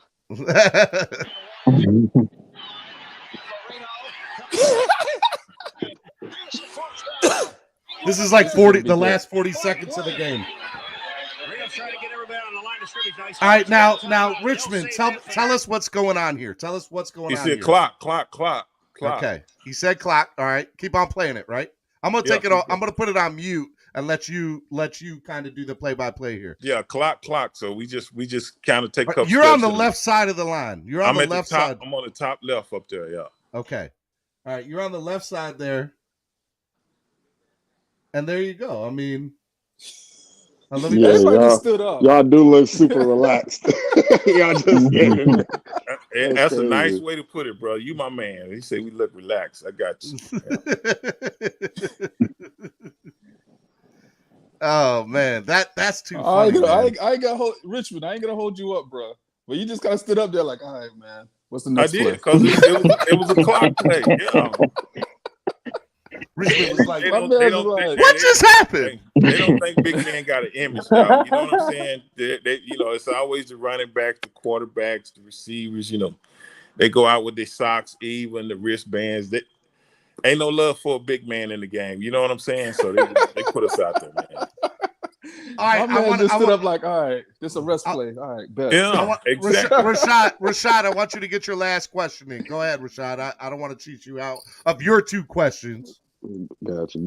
My last question is, from your observation so far, is Tua the guy? I think, I think he is. Be careful, man. Richmond. Be careful. Why? Because 2-9 out here, they watching. Oh man, but I think he is. And I've always said this. The first year he was here, I never understood why they played him so early. It was no need to. We had Fitzpatrick. He was playing well, this and that. And with him coming off a major hip surgery like he did, I was like, let him have as much time. Because even when you rehab and get it repaired, you still got to get those muscles to kind of react back to what they were before. So I didn't understand that. Last year, it was hard to evaluate him because the offensive line was he just never really had time to do anything. So I tell people, I believe he is, and I've stuck by this, and I think this year we'll really get a chance to see if the offensive line performs. I'm not saying they got to be the greatest offensive line, but with the weapons we've added and stuff like that, and I think if we get the way Coach McDaniel did the offense out in Frisco with the weapons we got and the people surrounding him, he should have a really good year this year. I like Tua. I always liked him in college, so I think he's a good quarterback. Can I have a sneaky question? Oh, JT, be careful. Go ahead, JT. I'll give you one more. Go ahead. Come on, sneaky. Okay, Richmond. What did you like about Tua in college? What fancied you in college? He didn't like him in college. He was played for Alabama, and you know those Texas guys they don't like. Yeah, him. I didn't like him when they beat us, but I liked him. If you watch the way he threw the ball, I mean, even from if you go back to his true freshman year, if you watch it when they played Georgia in the national championship, and Jalen Hurts started that game, and I think Tua came in maybe second half or right before the He came in the end of second half. Yeah, and then we first got in. It was kind of disaster. I think he fumbled or threw an interception or whatever. They stuck with him. He settled down, and you could see. I mean, if you watch him throw the football, it's money on once he kind of gets in his rhythm and stuff like that. And then when the game went to overtime and he threw that pass to Smith to win the game, I mean, he probably has one of the best deep balls I think in the game. He's pretty accurate with the deep ball. So I've watched him for a few years. So that's why I say I think he's a good quarterback. I just think the first couple of years was rough, but I think he is a good quarterback. All right, I told Von Joe I'd do this for him. So this is Von Joe's list, Richmond. He's got Tua at 17. Okay. Tannehill at 16, Matt Ryan at 15, Cousins at 14, Dak Prescott at 13. By the way, do you think Dak Prescott is a top 10 quarterback in the NFL? I was starting at the other end, but yeah, I like Dak. He's gotten better every year. He's probably thinking about that clock play, which that was bad management. But I think people they weren't gonna win that game anyway, even if he did. It's just they waited. They made way too many mistakes to expect to win that football game. So offense and defense just dumb penalties. All right. Kyler Murray at 12, Derek Carr at 11, Justin Herbert at 10, Russell Wilson at 9. All right, let me pause real quick, and I need you to be honest real quick. Right now, Richmond, if you had to start, if I give you two options, if I said this is your team you got to go with this year, you either got to go with Derek Carr in Vegas or you got to go with Russell Wilson in Denver. What team and quarterback's going to have a better year? I would, if it was just based on quarterbacks, I would probably go with Russell Wilson, just based on history. I don't know enough about the teams. Okay. I need you to go do that research and let me know on Twitter. Hey, Steven, I was wrong. It's going to be Derek Carr in Vegas this year, my guy. No, Steven. That's a wild man, Joe. Let's go. I don't care about Vegas. I don't care about Denver. So like, neither do I. Exactly. It's just when we started doing this list, I had Russell outside of my top 10, and people got mad at me for it. And I was like, I had him at 11, by the way, and people were arguing with me that I had him at 11. Oh, you all right, should bro? be around 6 or 7. That's the good thing about sports. You chance to debate this and that. You present your, so that's it. I don't know. This is what a real list looks like, and this is what a fake list looks like. Right there. I'm just saying. You're a hater, Steven. You're being a hater right now. I would never do such a thing. I'm not a hater. We had Richard Webb. He played the game at the highest level, and he agreed with me. Come on, Steven, you can't argue that. Richmond, now you done pumped his head up. Now you done pumped this man's head up. All right, Richmond, we took way too much of your time. I want to say thank you so much for answering the panel's questions. I know the panel thinks it's awesome that you came on. I love you, brother. I miss you, man. Where are you going to be this year? Are you going to be at opening day? Are you going to be at that first game? Or do you know what your schedule is this year? I'll be at a couple. I know it's one in October. I got to look at the schedule. Hey, if we can get you out to Baltimore, you want to come to Baltimore? The Dolphins play Baltimore? Week 2, and I'm hosting a big tailgate and a meet and greet, man. You gonna have on Dolphin gear, or what's up? Woo! The disrespect from Richmond. I got my man $100,000. You know I got to mess with you, man. I know you gonna. Come on now, don't do me like that, boy. You hurt me. You hurt me real deep, Richmond. Deep. I'm just messing with you, bro. I know. But okay, so Baltimore week 2. I got to check. I know October I'll be in Miami, and I think we got a wedding to go to. And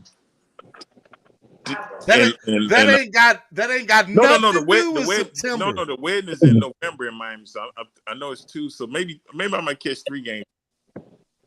I'm just saying, Baltimore week 2. Let me check on week 2.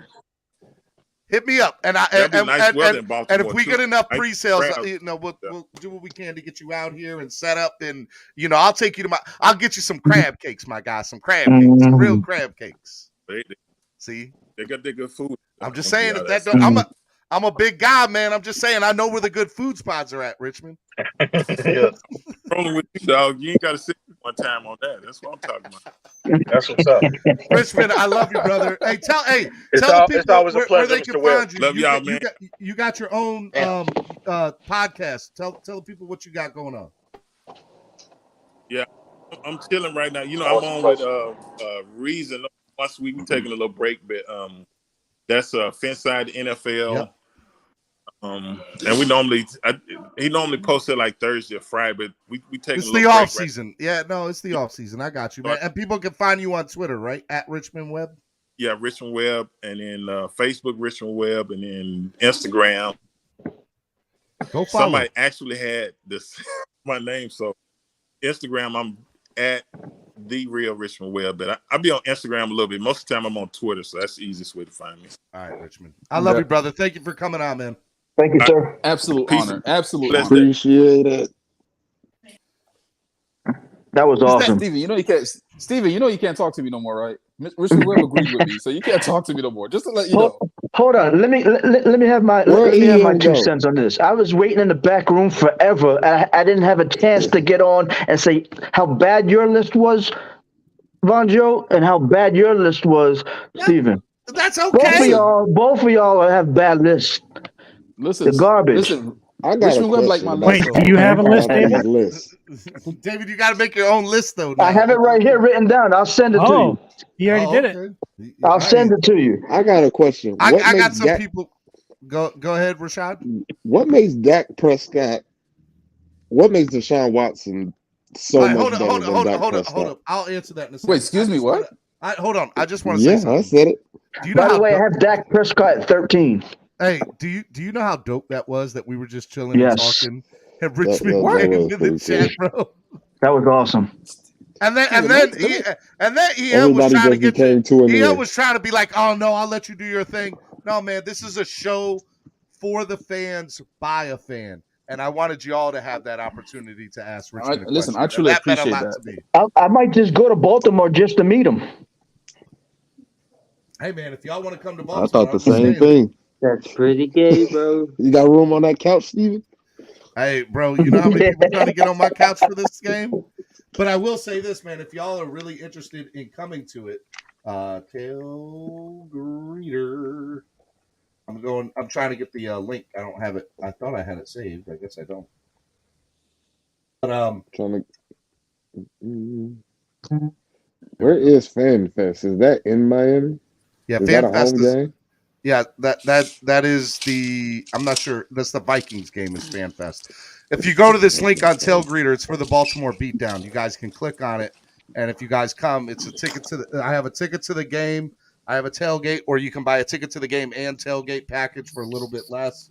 So go to it, and I'd love to see y'all here in Baltimore. That'd be awesome. But that was awesome, right, Bonjo? It was. Steven, I gotta go. So let me get my final take because I got this V8 engine to go build with my son.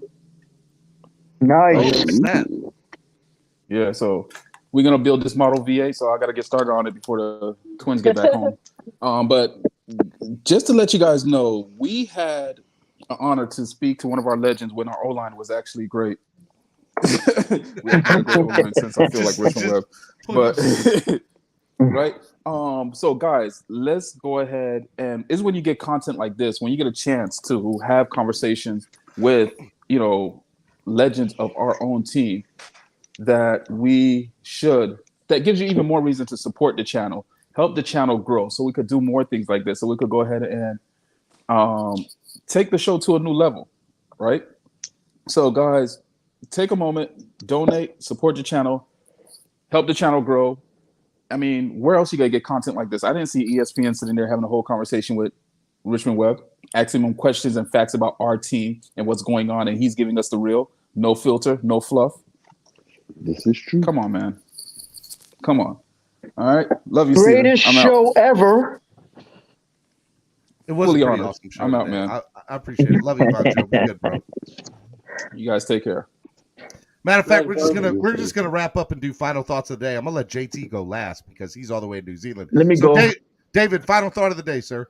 I think that was a great show. That was an honor speaking to Mr. Webb. He's one of my favorite players ever, besides Dan Marino, obviously. Everybody, if you're in Florida, it is pouring out. Tropical storm warning all over the place. Stay in your house or have a cookout, either one. You guys have a great weekend. Later. Love you, brother. Be good, man. All right, Rashad, final thought of the day, sir. Great show. Hoping you don't get flagged for it. I pray, because that was just epic. Never thought I'd be able to talk to someone who ever actually played with Dan Marino. I've been a fan of the Dolphins since 2003. Yeah. I tried to refuse. I try to keep Dan Marino in this light of legend, to where I don't watch his highlights. I like to hear the stories about him.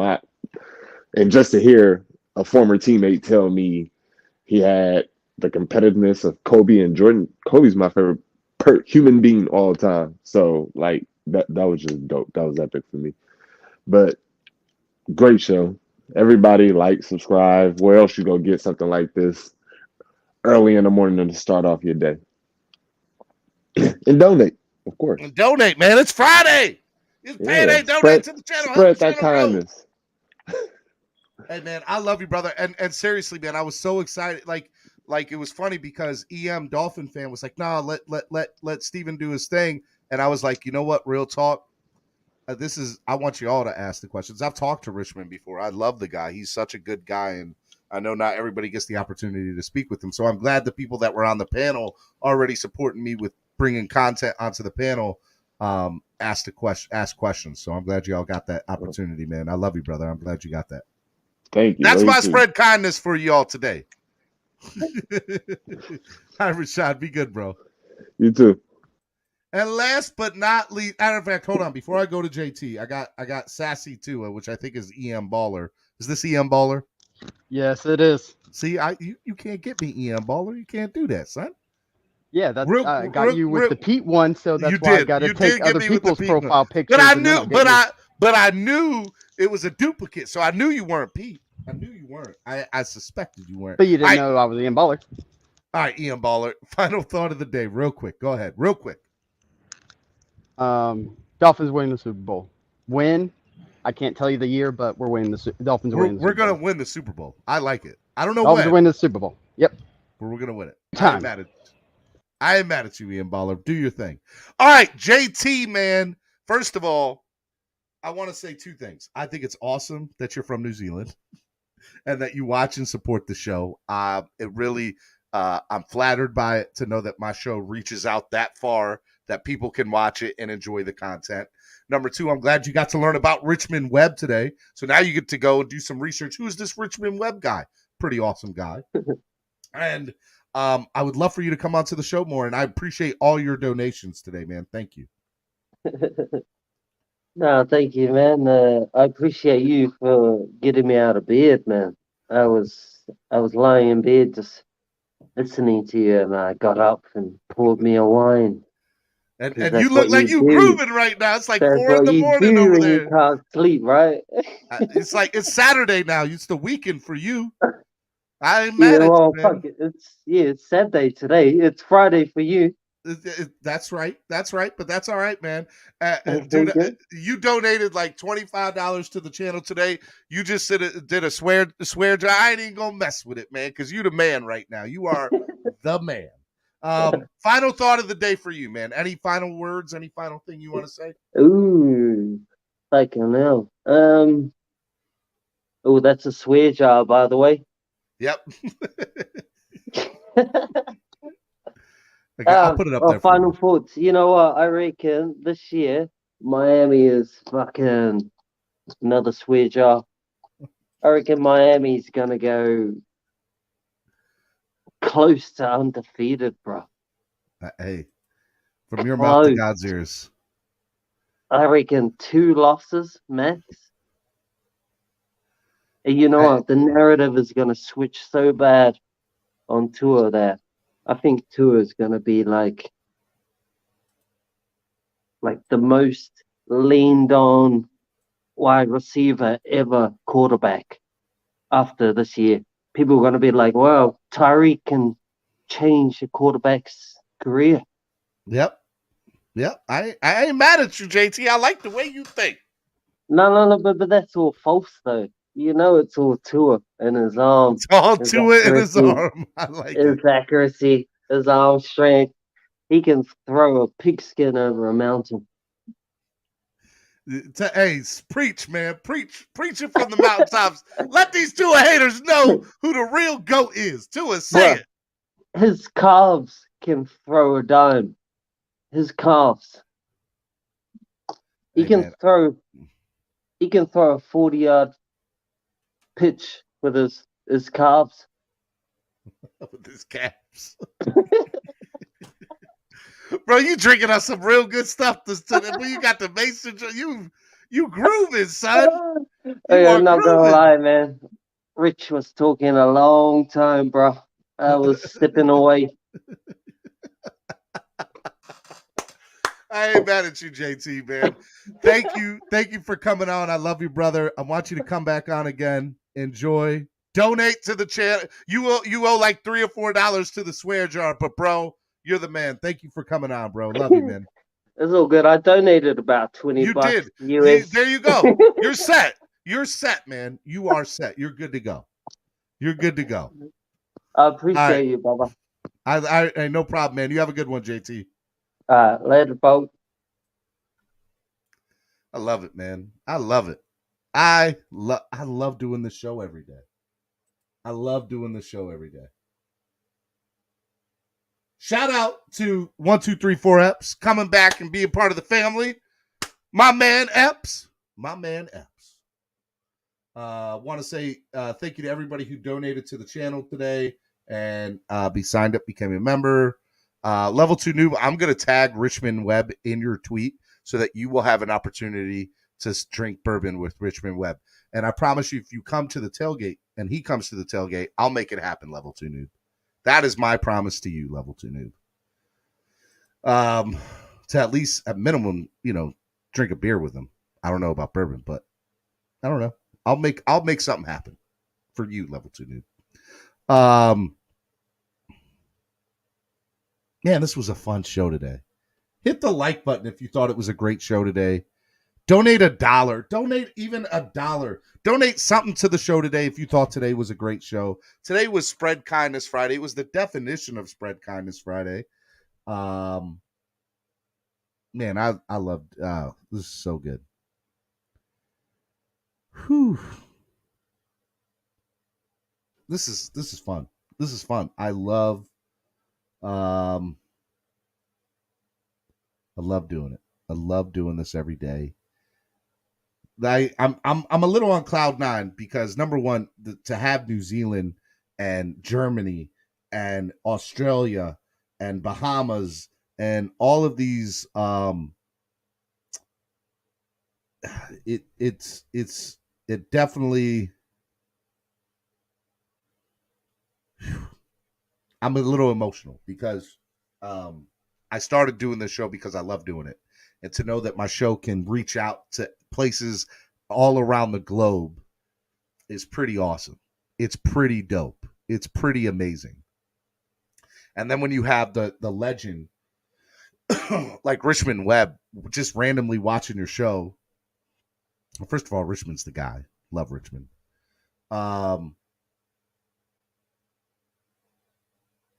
It's pretty awesome. And I love doing this every day. And I love that y'all tune in every day. I wished 500 people watched every day. And one day, hopefully, that'll happen. But we're just going to keep working it. We're just going to keep doing this every day. It's going to be awesome. Oh, man, Tito, you didn't have to do that again, JT, but I appreciate it. JT with another $10 donation. He's like, he paid up his swear jar. He already paid it up.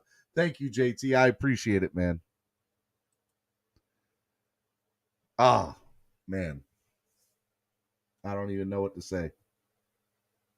Clumsy says, I donate my time to your channel. That's all I got to give. Clumsy, that's all I want from you, Franzi. That's all I want from you, brother. Just share. Let people know that I'm here. Tell other Dolphin fans about me. Help me grow. If you can't donate monetarily, you can just tell and share the link and let people know. that stuff is that stuff goes a long way too. And it's good stuff.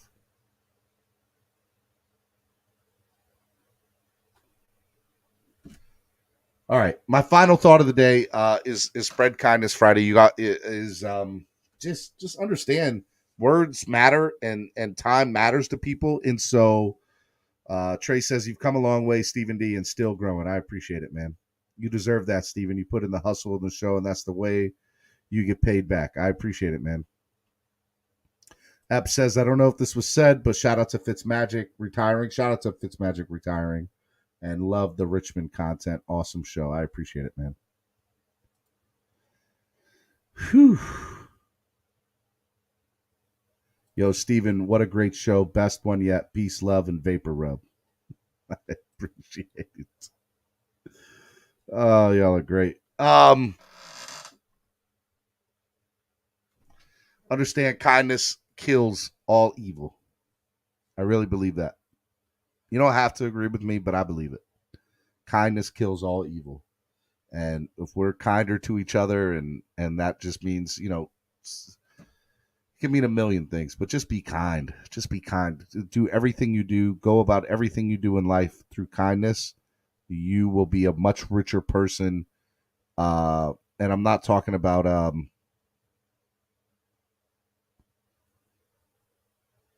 whatchamacallit. I'm not talking about monetarily. I'm talking about being rich in life means in people and in trust and in love, and being rich in love, being rich in trust, being rich in friendship, and being rich in just being kind to people. Like that stuff goes such a long way. And so that's how I try to live my life every day, and that's what I try to do. Yeah. Punching so many kids today. What? To balance out all this kindness, spread chaos. You know what I'll do? I'll give you a chaos. Chaos. That's for you, Level 2 Noon. That's for you, buddy. I hope y'all enjoyed the show today. If y'all don't want to donate on YouTube, you can donate through Cash App and PayPal. Cash App always much more appreciated. Less fees come out of there. So you guys can donate through Cash App and PayPal. Biggest donation we had today. Shout out to my man Shake Money with the $30 donation. Anybody want to beat Shake Money's $30 donation today? Let's go. And I'm pretty sure JT Tito's, all his donations added together was over $30. So love it. Come on, let's get it. Let's get us there.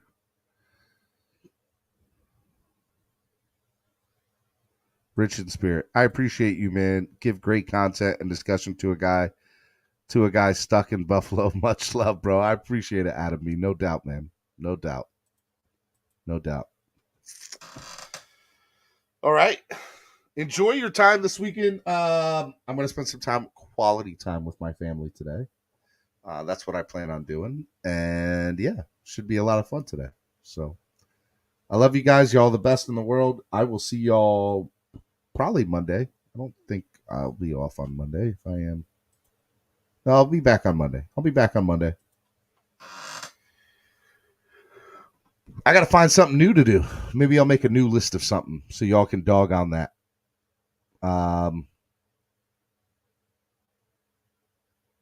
We'll go. We will go. Sandy Soski got my hoodie the other day. Sandy, take a picture of it on Twitter or Facebook and tag us in it and share it, please. Have a nice weekend. Maybe on Monday I could be back on the panel. Yeah, I would love you to come on the panel, Franzi. Have fun. Go back and rewatch all the shows this week and share it with people this weekend. Got to get those numbers up. Can't do it without y'all's help. Let's go. Let's go. And remember, if you want to donate to the channel, you can donate through Super Thanks, which is the heart with the $sign in it on the replays. You can donate through Cash App and PayPal. Yeah, there's a lot of things you guys can do. So donate to the channel. Can we get 5 more people to donate? Let's get 5 more people to donate, or 1 person to donate more than $30. There we go. Let's beat that. Somebody beat that. 1234 Epps says these hoodies are great. I can't wait for the winter. Same thing for you, Epps. Tag Miami Sports Music, myself. I think you did, actually. I think you already did, Epps. Sorry if I called you out on that. I think you actually already did. But, yeah. Want to get all those things. So, it's awesome. So, yeah. I'm tired. I am so tired. So tired. Got a lot of stuff to do. All right. I love y'all. We'll see y'all tomorrow. Top 25 players in Dolphins history. Maybe.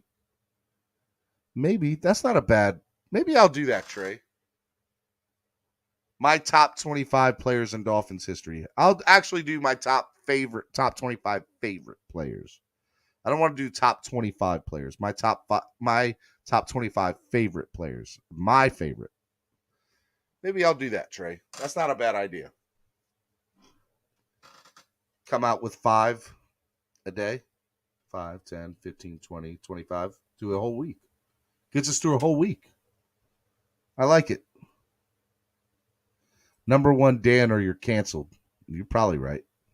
Steven, we should do a collab if you're here for Fan Fest. I'll be here.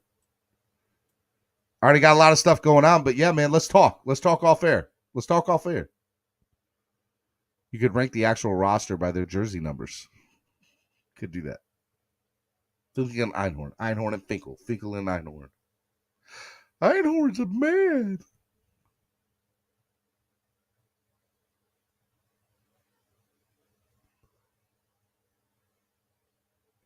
All right. I love y'all. I will see y'all Monday. Peace and hair grease. Miami Sports Music's #1 Miami fan morning show. Clock Blockers. Right here on the Miami Sports Music Podcast Network. We'll see y'all. Peace. Love you.